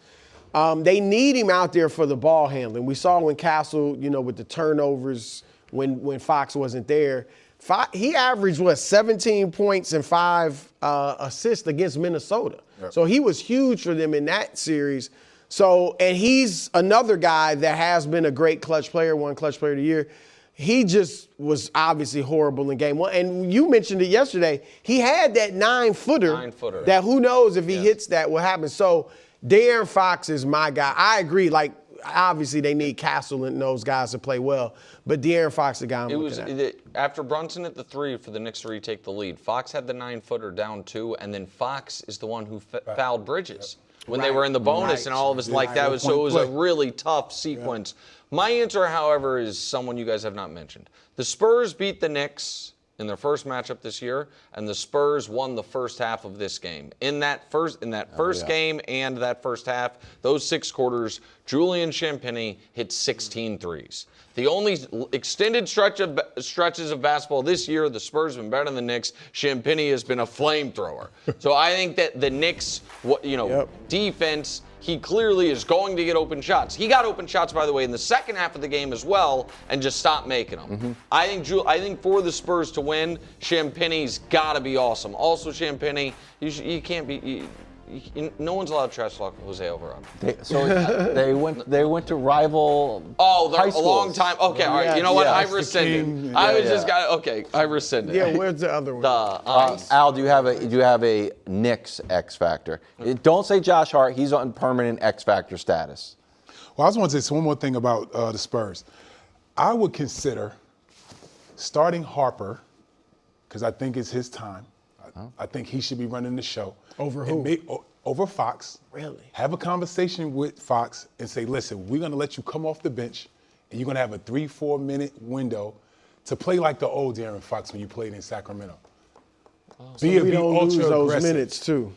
Just see what happens. Wemby off. That's an adjustment that I would make if I Is was that like an coach. ego issue? That's the thing. Do you lose Fox? Like, can he? That's why I handle say it? it's the key. You got to have a conversation with him first. You have to talk to him about it. He has to get some buy-in. I would just consider that and just see if maybe he can come in and kind of get himself going. As far as with the Knicks, my X factor, I don't really have one, man. They rolling. I guess they don't need that. They It's don't- always Josh They're Hart. fun. Josh Hart is always. I don't consider him an X Shaman factor. keeps I mean, I do. hitting. They need Anunoby. four made threes off the bench. That's what I would say. Oh, let's. Four made threes off the You bench. copied my paper. Well, Shaman's not going to make four. But He had 3. Exactly, and then one from Deuce. He could make it. Off the I glass. have more confidence in Brunson or Wemby tonight. That's next. Brew won Take of the Day earlier this week. Oh, that's the segment he's bringing back. Take of the day. Quote, there were 2 superstars on the court in game 1, but one played like it and one didn't. Take of the day. Here's the tale That of only the... lasted about 2 days. And I wasn't here for it. It was my segment. I segment. didn't get to do it. It was game 1. Box score, neither Box guy score shot wise, it well. looks like they were Wemby, similar. right? And then you throw in Wemby's. We don't 12 talk about rebounds, Brunson's you would 7 think. missed threes But yeah, at all. Brunson's obviously way. All right, so who do you have more confidence in tonight, Wemby or Brunson? Look, Brunson, I never really think he's gonna have a bad game. You know, and Wemby doesn't really have bad games either because of his defense. But Brunson is far more consistent. You just look at his playoff, Wemby has been up and down, but I'm gonna go with Wemby because like I said, their backs are against the wall. Like it's do or die tonight. And so he's answered the call when their backs have been against the wall or when he's coming off a bad game. He does. And look, I don't know if he's just saying it or if he's deluded, but he is confident. He is Al. confident. Like, he is not concerned at all about these Knicks. So I'm going to say Wemby's going to go out and have a big, huge game tonight and lead them to victory. Yeah, I mean, I expect them to be confident because they do bounce back every time. When they lose a game, they do bounce back, and usually he bounces back as well. He has a good game. But for me, it's Brunson. You know, the fact he has the ball in his hands at all times. He's shown he has a track record of hitting big shots in the biggest moments, always delivering. So for me, I believe that, he will have a better game. And right now, he is the best player in this series. I think Al's thinking sweep. The- I know you said Knicks in 6, but your commentary don't wanna says jinx sweep. I agree with Al. Here's So the other reason. but you think the Spurs are going to Yeah, win? because I think that I have way more confidence tonight on the road for the Knicks. I have way more confidence in the Spurs supporting cast, how they'll play tonight than the Knicks. Like, I think that this is a game where the Spurs could go 15 of 34 from 3 and see the Knicks go 8 of 30. But I think Brunson, just pencil him in for right about 30. Yep. I think that Wemby could have that opening punch, and then his impact on the offensive end be muted to a degree. I think Wemby's confidence, and maybe we talk about this somewhat in overtime. I think Wemby's confidence level is one of the most interesting factors of the beginning of this basketball game, because I don't think it's false confidence. I don't think it's bravado. I think he truly believes we are better than them. I need to I'll make a couple threes and be fine. If the Knicks take what the inevitable opening punch from the Spurs and, are able to, call it early second quarter, retake the lead, assuming the Spurs. Cornet minutes fall apart. Whatever. I think that I wonder if there could be a moment in this game where there's a realization for Wemby of, oh man, I might have been wrong about how, how comfortable I should be. Again, it's not really what I anticipate happening because I think this is probably the traditional Spurs bounce back game. But if that happens, I think his confidence could work against him because there's nothing that could happen in this game that'll surprise the Knicks. I don't think the Knicks expect to sweep. I don't think the Knicks think this is an easy matchup. I think the Knicks, get punched in the face, be like, all right, we knew that was coming. I wonder if something could happen that surprises Wemby as far as the Knicks' resilience. Brew, when you talked about Wemby's shot selection after game one, we crunched the numbers. Kirk Goldsberry did some data. Shout out to Kirk Goldsberry. Josh also crunched some numbers. Wemby this postseason average shot distance, about 16 feet in game one, all other games at 12. Game one was the furthest shot distance he had for the entire playoffs. Yeah. One part of the confidence factor, and again, if Pop said it, he would be a genius. When I say it, I'm just a rudimentary guy. Get closer to the basket, take fewer threes. It feels like he's like, I can do that. Stop turning the ball over. He's like, oh, yeah, well, I can win the game. Well, I like him, and I've said, because he was driving a lot, and that's where some of his turnovers were, but he was driving from the three-point line or further. I want him to get it at the elbow and drive, because then it might be one dribble, and then you're up. And so the Knicks can't come in there and swipe at the ball. You don't necessarily need a spin move maybe. So, yeah, he's got to get closer to the rim. I mean, there's no question about it. Okay, what's your confidence level, Brew, on a scale of 1 to 100? 100 being the most. Yeah, in the tonight's Spurs game. winning tonight. 94. Wow. You know I stay 10. You're not 10. By definition, you're 9.5. But I'm a lot more than you thought I'd be. Live from New York. It's a show that's inviting Danny Parkins over for the First Things First watch party at the Wild's house. It's a fake invite if I've ever You heard should it. show up, Parco. I have his house. I have it saved on Zillow. The Wild States. Got the address on the Christmas card. Bought at the house. I'm like, what the heck? Is Wemby dominating tonight? Meanwhile, the Cowboys, they might be turning things around. The must-hear quote from CeeDee Lamb. I loved it. And finally, who will be the X factor tonight? Al Harrington joins the show. I said Landry Shamet. I thought it was good. I thought I won. I honestly thought I won. That would qualify as an X factor. Yeah. Yeah. I think that was Clear. because he has an X in his name. Hold on. That's a good reason. Just real quick, before we do 20 minutes on the finals, real quick. Yes. First things first anecdote that I've saved all day. Chris for this Broussard, moment. Kevin Wiles, Nick Wright, and Danny Parkins. Here's an anecdote before we start the show. Yesterday, our great producers put together a First Things First happy hour for everyone. Brew couldn't go because he had a previous engagement. I had to pick up my daughter from I also school. had a previous engagement. Kevin Wildes had a previous engagement much later that evening that necessitated he have to stay in the office for hours doing nothing. He did that, then walked by the happy hour where our whole staff was, waved at them, and kept it moving. Didn't stop. Didn't have a drink, didn't do anything. Leader of the show. Walked by and waved. It was an incredible moment. I didn't know where the happy hour was. Well, you did when you saw our whole staff there. 2, I didn't wave. I waved back. you were going to just ignore us? I didn't know you were there. Well, then I was like, Kevin Wildes. I turned. I was like, oh, shoot. You thought it was an that's where the adoring happy fan. I have several. There were about a dozen of us in two tables in the window. Stop in. Well, I'm supposed to stop in. Hey, I'm here to pit stop in. Leader of the show. Leader of the show. Chop it up with you guys. Oh, sure. Have a Topo Chico like you like. Scarcity is a leadership principle. You know, Greg Popovich, just occasionally in the tarmac. You know what Greg Popovich is known for? Drinking wine with his team. It's true. Are you drinking wine? You could have. They have a great house red at Valhalla. Wemby didn't play exceptionally well in Game 1.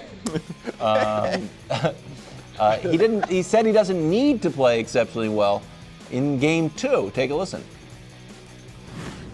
Normal means trusting each other, trusting the basketball guys, trusting the game plan, executing, and not relying on talent so much to make shots or to save the day. You know, I mean,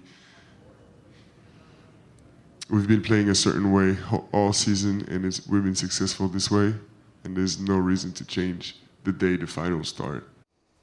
That was a good quote.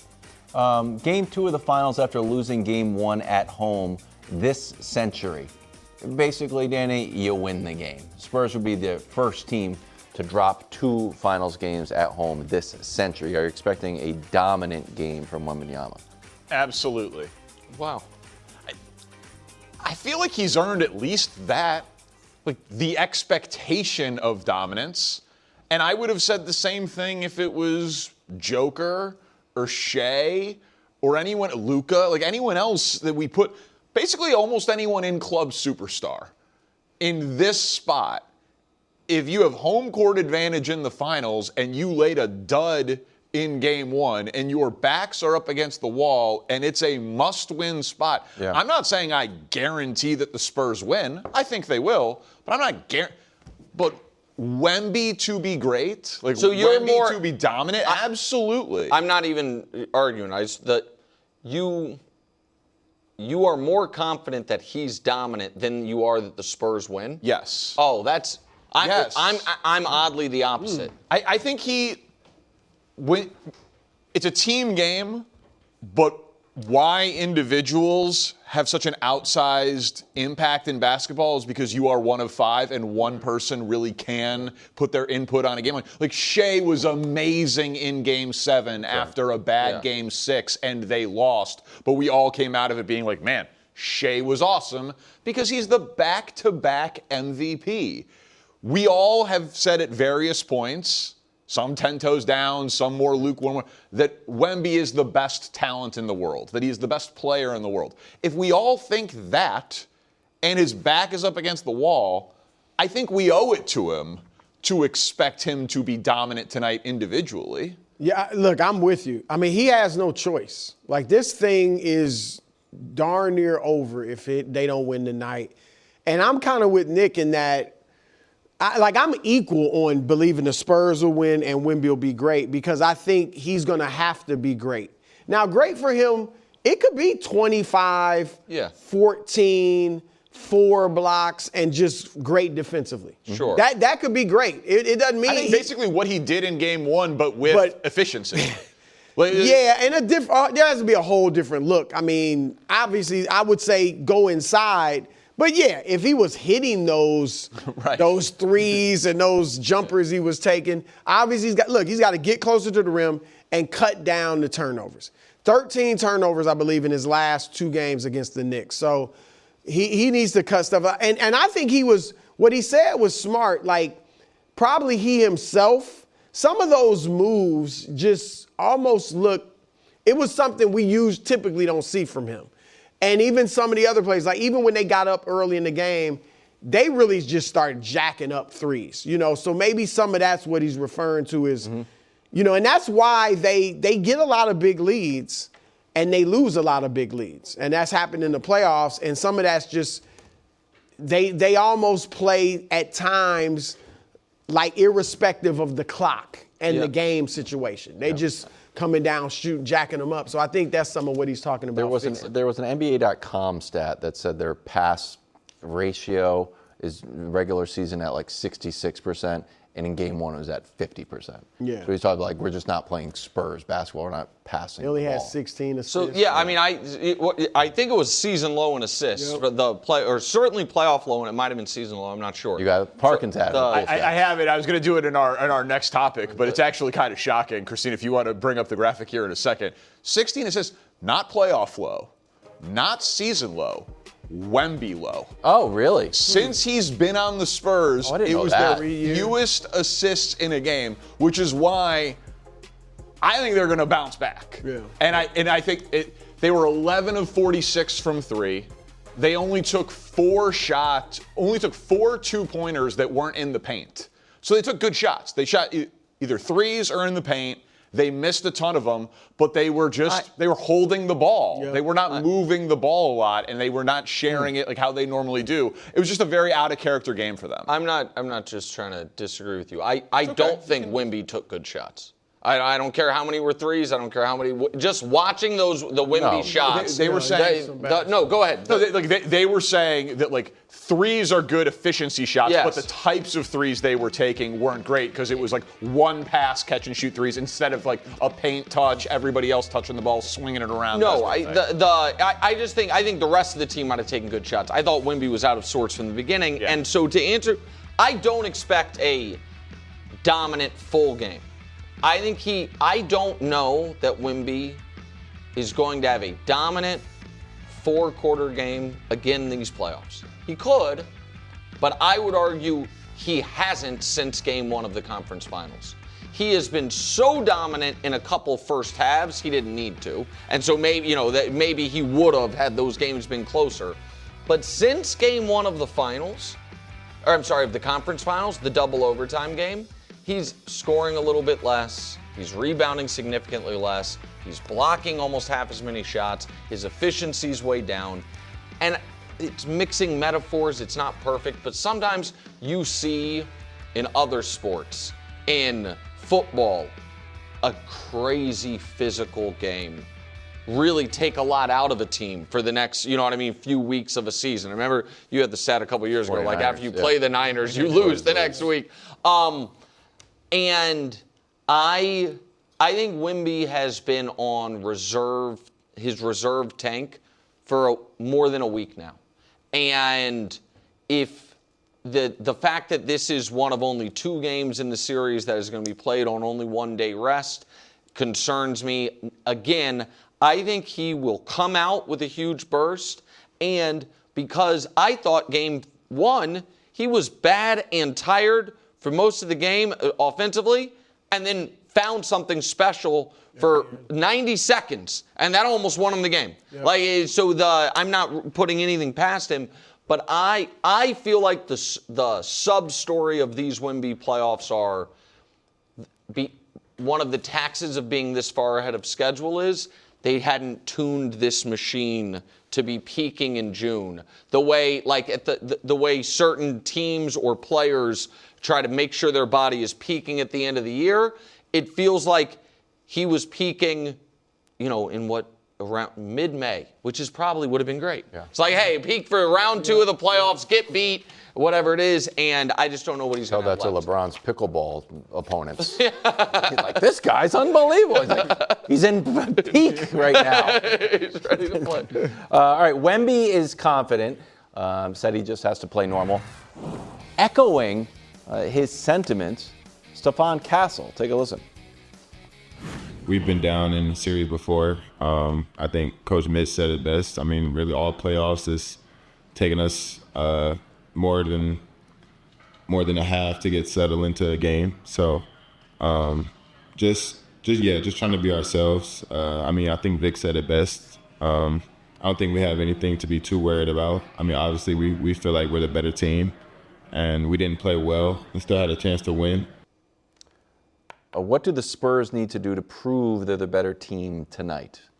We're going to leave San Antonio 1-1, best case scenario. Right. So one of the things I was going to do here was show you guys that it was their worst assist game since Wemby had played, just to kind of back up what they're saying in terms of how out of character that game was for them. Like, I think that there's like a legitimate reason that they could have watched the film from game 1 and said, oh, yeah, sure, show it again. But, like, that's not us. I think that is, like, certainly something that they could believe.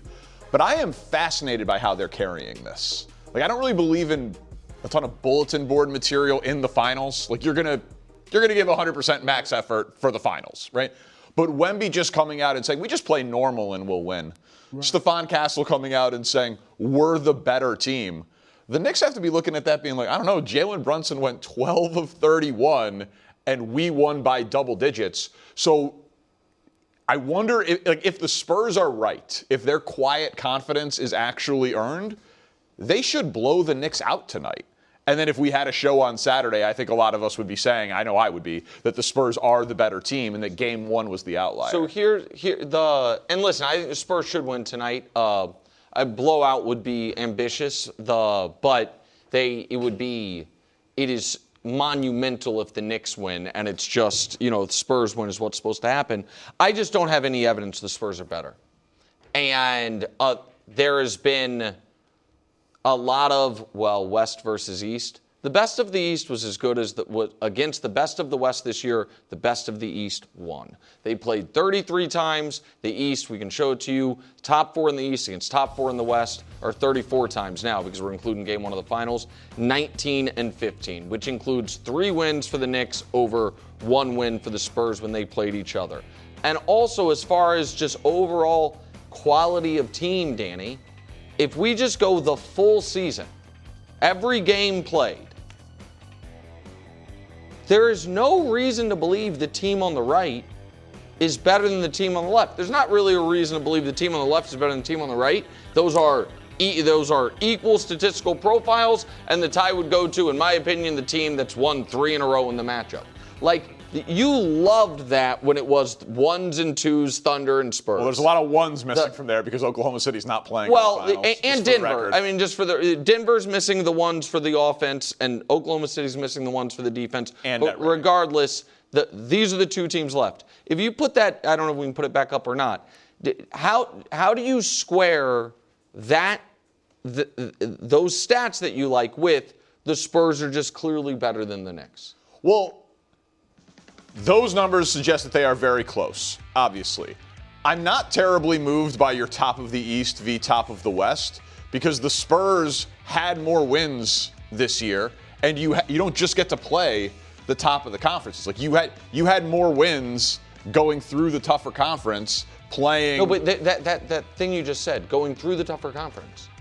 And what I'm trying to say... But you would agree that the West overall is tougher. And that the Spurs had more wins. I think the West overall is tougher than the East overall. I think the Spurs obviously had the more successful regular season. But if we are measuring these 2 teams against each other, why are the Spurs better? That's the question I have. I just don't... I think the Spurs have... I think... The Knicks are deep, obviously. I think the Spurs are better. That's why I picked them in 7. I think it's close. But they've got Wemby's the best talent in it. And Castle and Dylan Harper are star potential. Now they're young. They're not stars yet, but they're on their way. But I'm with Danny in that. Now look, to answer this, I don't think they can prove they're the better team tonight. To themselves, sure. They already believe that. They're not going to prove that to the Knicks. Then they could beat the Knicks by 30 tonight, and it's not going to shake the Knicks' faith, or I don't think their fans' faith, because the Knicks have beaten them 3 out of the last 4 times. They still will have beaten them 3 out of 5. I think when the Spurs can prove they're the better team to the masses is if they go up 3-1 or just win the series. That's when they will prove it. Yeah, I mean, they can't prove it tonight. Certainly when they win the series, and we've now just disagreed on this a bunch. I put basically no stock in the regular season matchups with these teams. But so far, it's proving to be correct. Yeah, no, through one game, it absolutely but in the last Thunder Spurs series, it proved to be. You put no stock in it there. The Spurs again. But that I don't understand. I guess I'm backed into a corner there, but I would say the injuries for the Thunder. Let's go. We can't do it. Forget the Aaron Fox being injured. Dylan Harper. There's nothing that could happen to make you think the Spurs are better than the Knicks tonight. No, I don't. So the only way for you better. is if they win the series. I get that totally. I don't understand, and then we move on. How the feeling is, I care a ton about regular season overall record, regular season statistical profile, and I put no stock into regular season matchups amongst the teams. Because you're not saying throughout the regular season. You're saying the regular season is the reason I believe in the Spurs. Also, when these teams matched up in the regular season, but when these teams match up in the regular season, I don't care about it. I think that we're allowed to disagree. It's just fundamental disagreement. Jalen Brunson going for playoff win, consecutive win, number 13 tonight. Here's Josh Hart on his Villanova and New York teammate.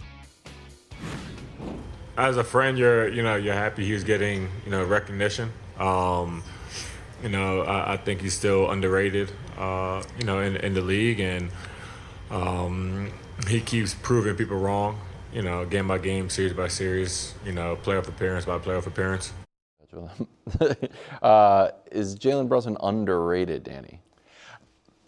I mean, if he is, he's underrated by everybody, right? Because he didn't get a single MVP vote. Like, he didn't show up on a ballot. He didn't get a fifth place vote. Do you think he should have, though? No. Based on the regular season, he shouldn't have. No. I don't either. But so then if we're not doing it that way, I don't know. He's top 3 in jersey sales. He's beloved. We're talking about him being the favorite for Finals MVP, maybe the greatest Knick of all time. You guys had a best guard conversation. Where do you think he is in that best guard conversation?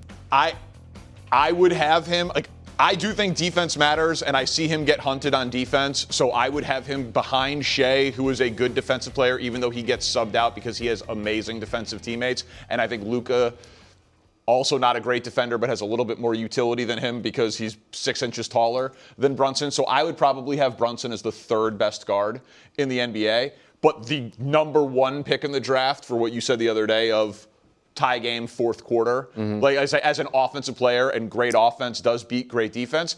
But so he's a top 10 player in the league who's clearly a superstar, who might end up being the best player on a champion, but wasn't worthy of a top 5 MVP ballot. So he's somewhere between the 6th and 10th best player in the NBA.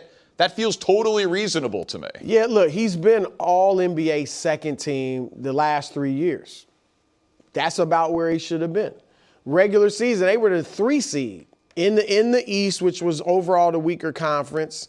And, so he really shouldn't have got MVP votes. Like right now, we would say, oh, you could have put him on first team All-NBA, but that's all based on the playoffs.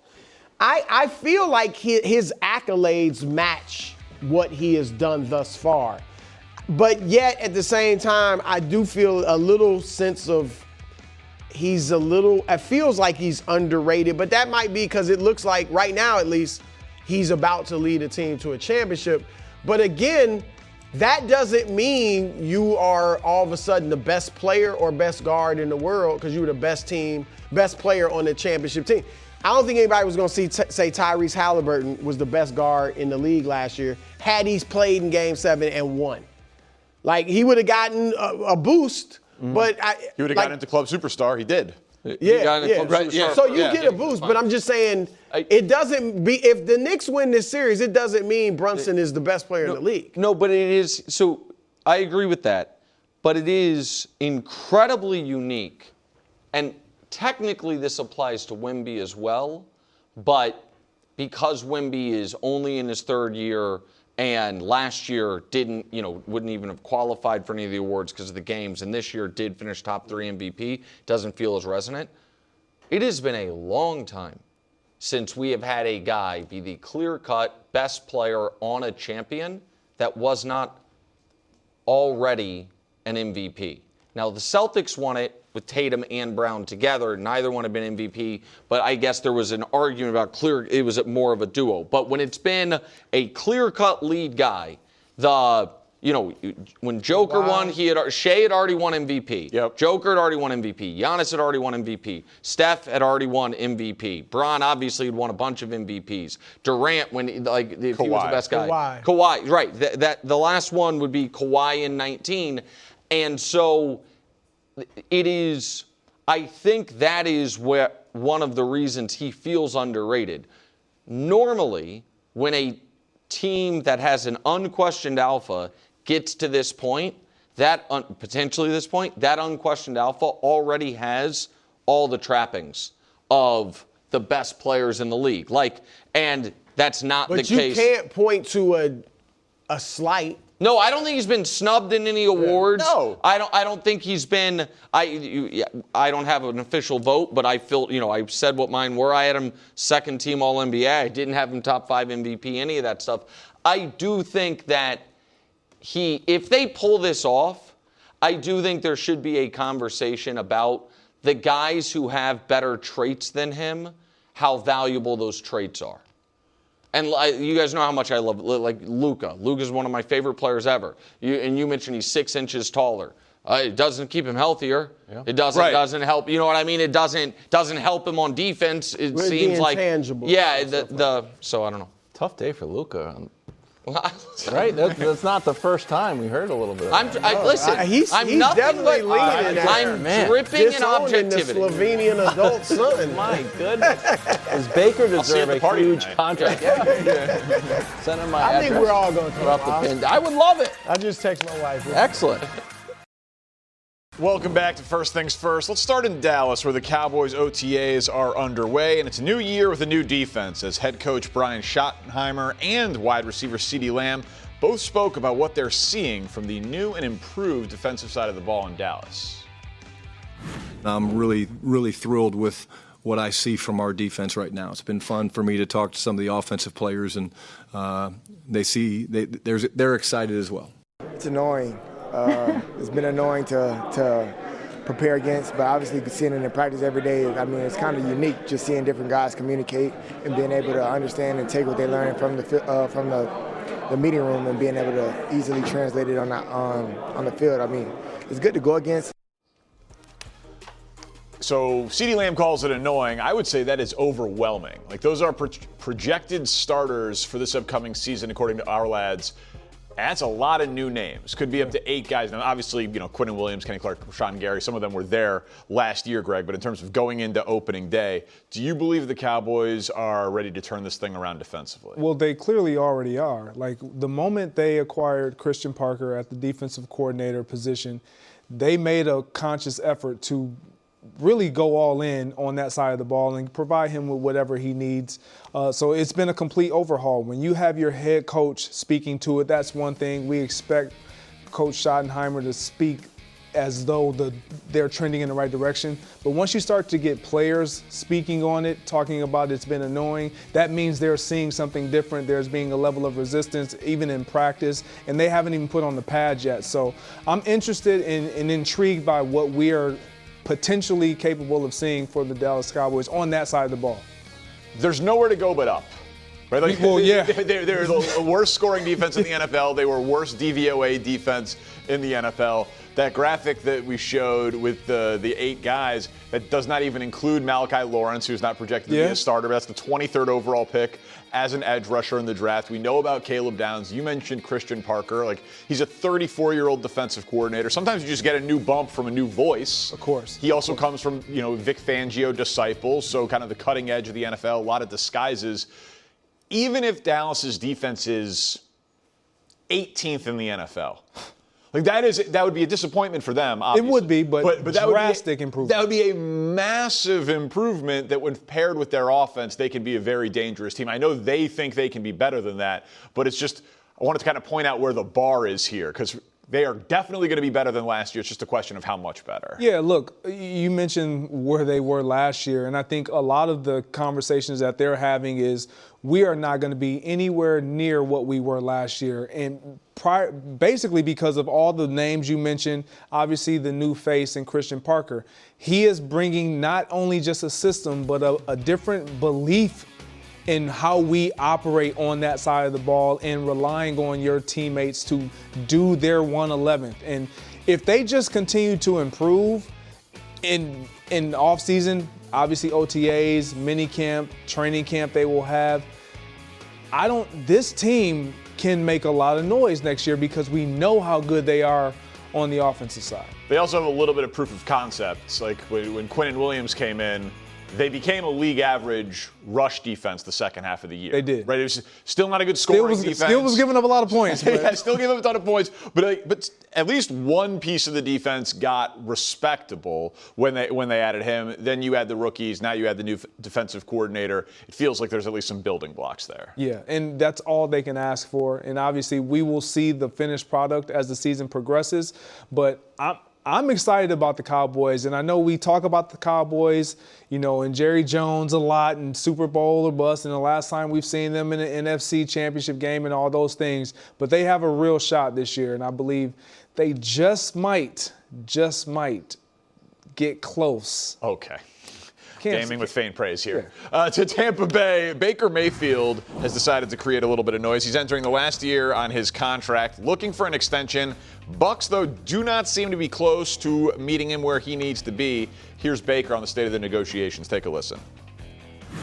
Contract stuff it's happening, starting the talks and whatnot, but not anywhere close to what we were thinking. So would love to be here long term, and as of right now, that's not exactly the case. But I'm under contract for 2026. Obviously, yes, I would love to have a long term deal done, but they know my deadline is as soon as training camp starts. We're not doing any contract stuff. It's all ball. Okay, that becomes now a huge story when you're talking like that with the deadline of training camp. They missed the playoffs last year, haven't got past the wild card round since 2023. Does Baker deserve a big contract extension? Absolutely. He definitely deserves a big contract. Look, number one, they have nowhere to go. They have nowhere to turn. There's no quarterback out there. They're not going to be bad enough. I don't believe they're a really good team. We'll see what they look like defensively, but they're not going to be bad enough to be able to pick one of these prospects that's coming out this year. And so with that being said, when Baker got there, we were all questioning, will he revive his career? He did it immediately. He was deserving of the contract. He started to outplay that contract even not last season, but the year before. He threw for 4,500 yards, 41 touchdowns, MVP kind of conversations. Even at the start of last season, when they started 5-1, he was cooking. And we were talking about Baker Mayfield and what this team could potentially end up doing. Now, it all kind of fell out the last 9 games of the regular season when he started throwing interceptions. He was playing through injury. But when you play through injury, when you decide to be there for your guys in the locker room, on the field every single week, to strap that helmet on, sometimes it helps, but in conversations like this, when you're sitting at tables talking about contracts and you didn't perform the way that you once did, it starts to hurt you. And I think that's where he's at. But I like what he's saying. Look, when we're off season, we can talk about it all. But once the season starts, like, we're all business. I don't want to hear about it anymore. I think the Bucks are very lucky that he's taking that tact because he's crazy underpaid. Now he signs the contract, but I went through some of the notes. So he is on a 3-year, $100 million extension. He's got 11 quarterbacks making more than $50 million per year. There's 15 quarterbacks making more than Baker is slotted to make this year. In the last 2 years, the Bucks are 6th in the NFL in points. Baker in the last 2 years since this contract, he's 4th in yards behind Goff, Stafford, and Sam Darnold, and he's 2nd in passing touchdowns behind Jared Goff. Now, the franchise tag for quarterbacks this year is, 45, 46 million. He's slated to make 33, so you figure that's the floor that he's negotiating off of. My guess is he wants the Jalen Hurts 5 for 255, the Brock Purdy 5 for 265 with $100 million guaranteed. He said later in that press conference, if we don't get it done by training camp, I'm going to be all in for this team and I'm going to just go try to win a Super Bowl. He could hold out. He could. You know what I mean? Like he could play a lot more of hardball than he is, given how underpaid he is. I mean, Deshaun Watson makes a ton more money than him. Jalen Hurts, Brock Purdy, guys that he absolutely can statistically argue that he has outperformed. So I feel like the Bucks are playing with a little bit of fire here if they don't try to get this thing done by training camp. And the value that they know and he knows that he provides that team. Like, Baker Mayfield was transformed into a completely different individual in terms of on the field and off the field once he strapped up for the Tampa Bay Buccaneers. And we saw it immediately. His impact was felt both on the field, as I mentioned, and off the field. He's been a consummate pro. He's been nothing like what we saw early in his career. Yeah, that's years that ago is gone. Yeah. The Baker Mayfield of today is a absolutely fantastic quarterback. And he's got Zach Robinson, the McVay tree coming in, new offensive coordinator. Baker's going to have a big statistical year this year. Coming up, Al Harrington and Kevin O'Connor join the show as we get back into the NBA Finals, including Game 2, and whether or not Karl Anthony Towns is going to be able to outplay Victor Wembanyama yet again, which is an unbelievable sentence because it absolutely happened in Game 1. Welcome back. Game 2 NBA Finals tonight. Karl Anthony Towns is double-double in Game 1. Largely viewed as the key to the Knicks' upset victory. He had 18 points, held Wemby to 2 field goals and 5 turnovers when matched up with him one-on-one. This was Cat describing his approach for Game 1. Take a listen. Just want to impact winning. So whatever the team needs me to do to impact winning and to help us get over the hump and get that win on that night, I'm willing to do. And last night was a night where a lot of things happened. Jalen got hurt, changed my role. Jalen came back, I had to change my role again. Throughout the game, you're changing your role, 3-4 times. But whatever my role is, I got to be the best at it and impact winning. And, I thought last night I did a good job, but whatever my role was called to be that night, I wanted to be a star in that role. Al Harrington and Kevin O'Connor with me now. KOC, I will start with you. What are the chances that Cat outplays Wemby yet again tonight?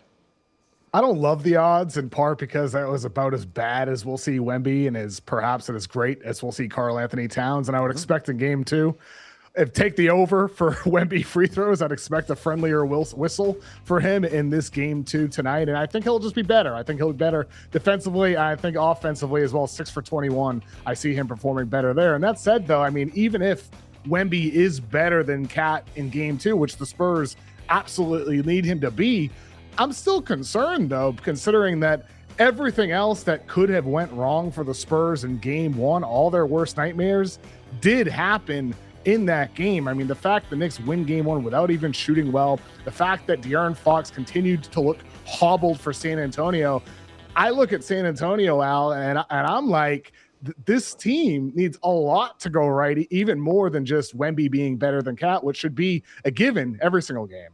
For sure. I'm just going to start with just saying, I'm extremely proud of Cat. Okay. He's matured It's much. It's remarkable. It is remarkable. Honestly, he's matured so much in front of our eyes, man. The fact that, what he was just saying in that presser, I actually believe.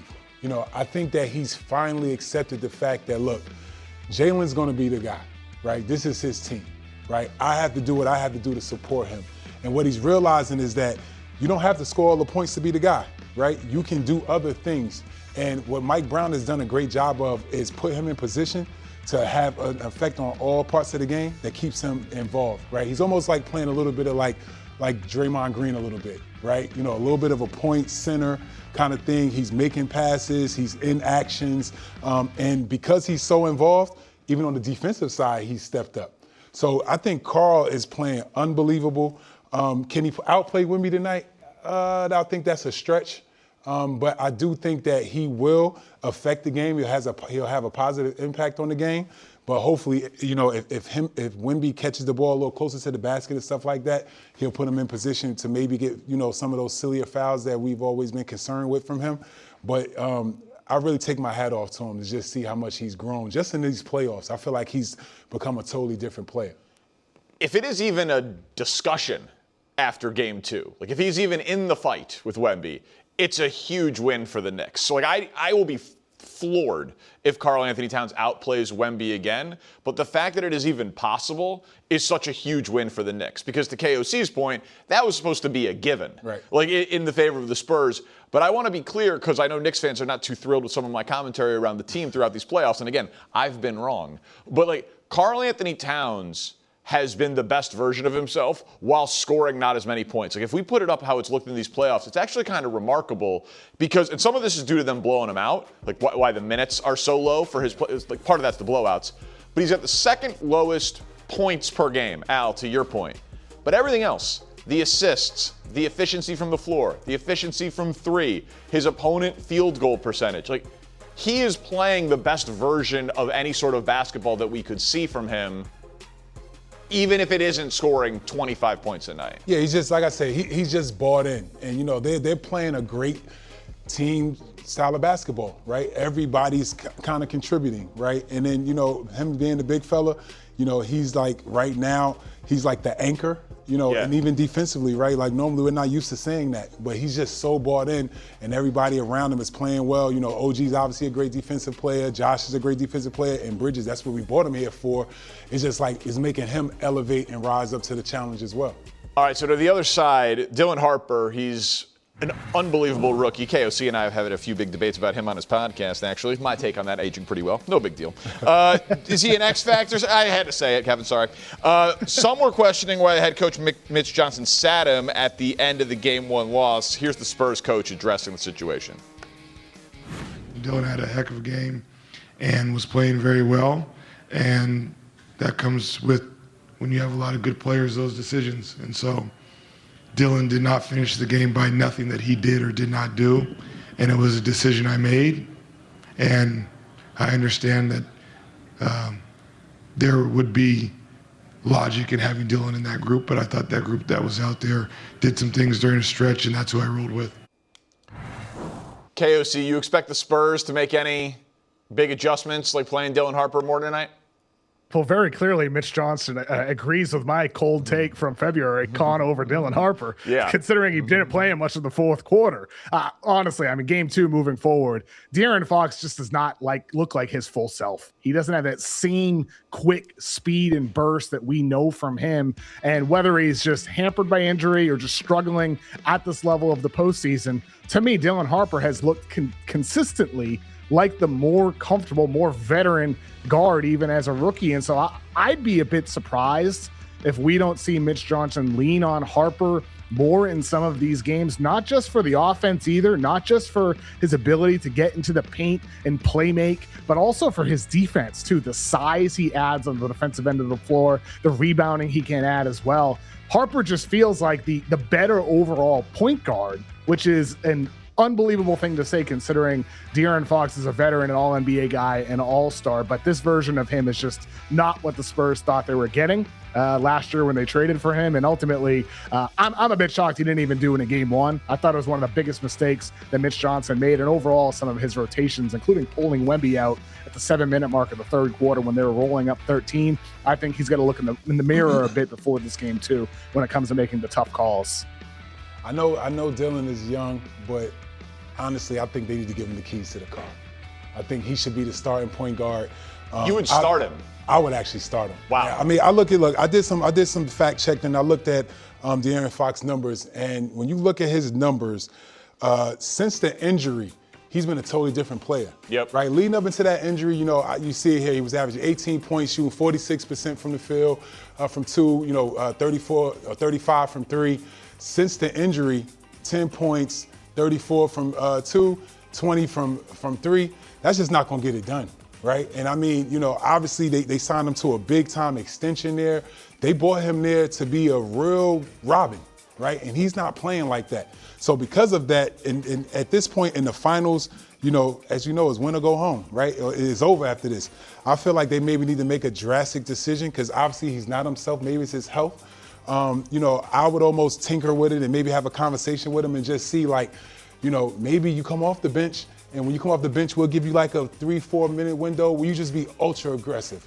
Try to find your rhythm, try to find the player that you was in Sacramento, because if they can get that guy, just a resemblance of that guy, that makes the Spurs a totally different team. Listen, I'd be floored if they did that, but it's interesting that you feel that way, and certainly the injury is a key. But De'Aaron Fox, one of the more clutch players in the league. He had the great Game 7 in the Western Conference Finals. I'm a huge Dylan Harper guy. What I would say is he just can't not be one in your closing lineup. Like, number of games in these postseasons that Dylan Harper has played more than 30 minutes other than the double overtime Game 1 of the Western Conference Finals? 0. That's crazy. Yeah. That is just crazy. He should be Castle and Fox and Harper. Those 3 guys can be in your closing lineup, and whether you want to do Vassell or Champagny to be your 4th to go along with Wemby, to me that should be your decision based on who's hot, based on matchups, if you need defense, if you need shooting, whatever the case may be. I just don't see how Dylan Harper can be playing 28 minutes a night right now. Yeah, I mean, he definitely should be playing way more than that. And to Mitch's point, I think he acknowledged that. I think tonight we will see a lot more of him. Hopefully, that he doesn't get in the game and make those rookie silly mistakes, but for the most part, he's definitely played way above his age, for sure. Oh, yeah, and they can use it. He's been absolutely ridiculous. Coming up next, old school question. Game 2, who you got and why? Because the Spurs dramatically need this Game 2 at home in San Antonio. Must win. Must win. That's right. Welcome back. Thanks for hanging out with the OT. Al Harrington, KOC, still with us. Game 2 tonight, just over 2 hours from tip-off. Knicks, a favorite in the series after stealing home court advantage and winning Game 1. However, the Spurs were a 5.5-point favorite yesterday. It's now up to 6.5 in this must-win spot for the Spurs. Kevin, I'll start with you. Who you got and why? I'll go with the Spurs in Game 2. I thought this would be a deep series. I picked the Spurs in 7 by a hair. I think it's a coin flip series. I still feel that way. San Antonio, they shouldn't shoot so poorly again in Game 2. I can't imagine Victor Wembanyama has another dud, 6 for 21 like he was in Game 1. And as we talked about last segment with De'Aaron Fox, of course he has had struggles, but I'd imagine he's not going to be that terrible either.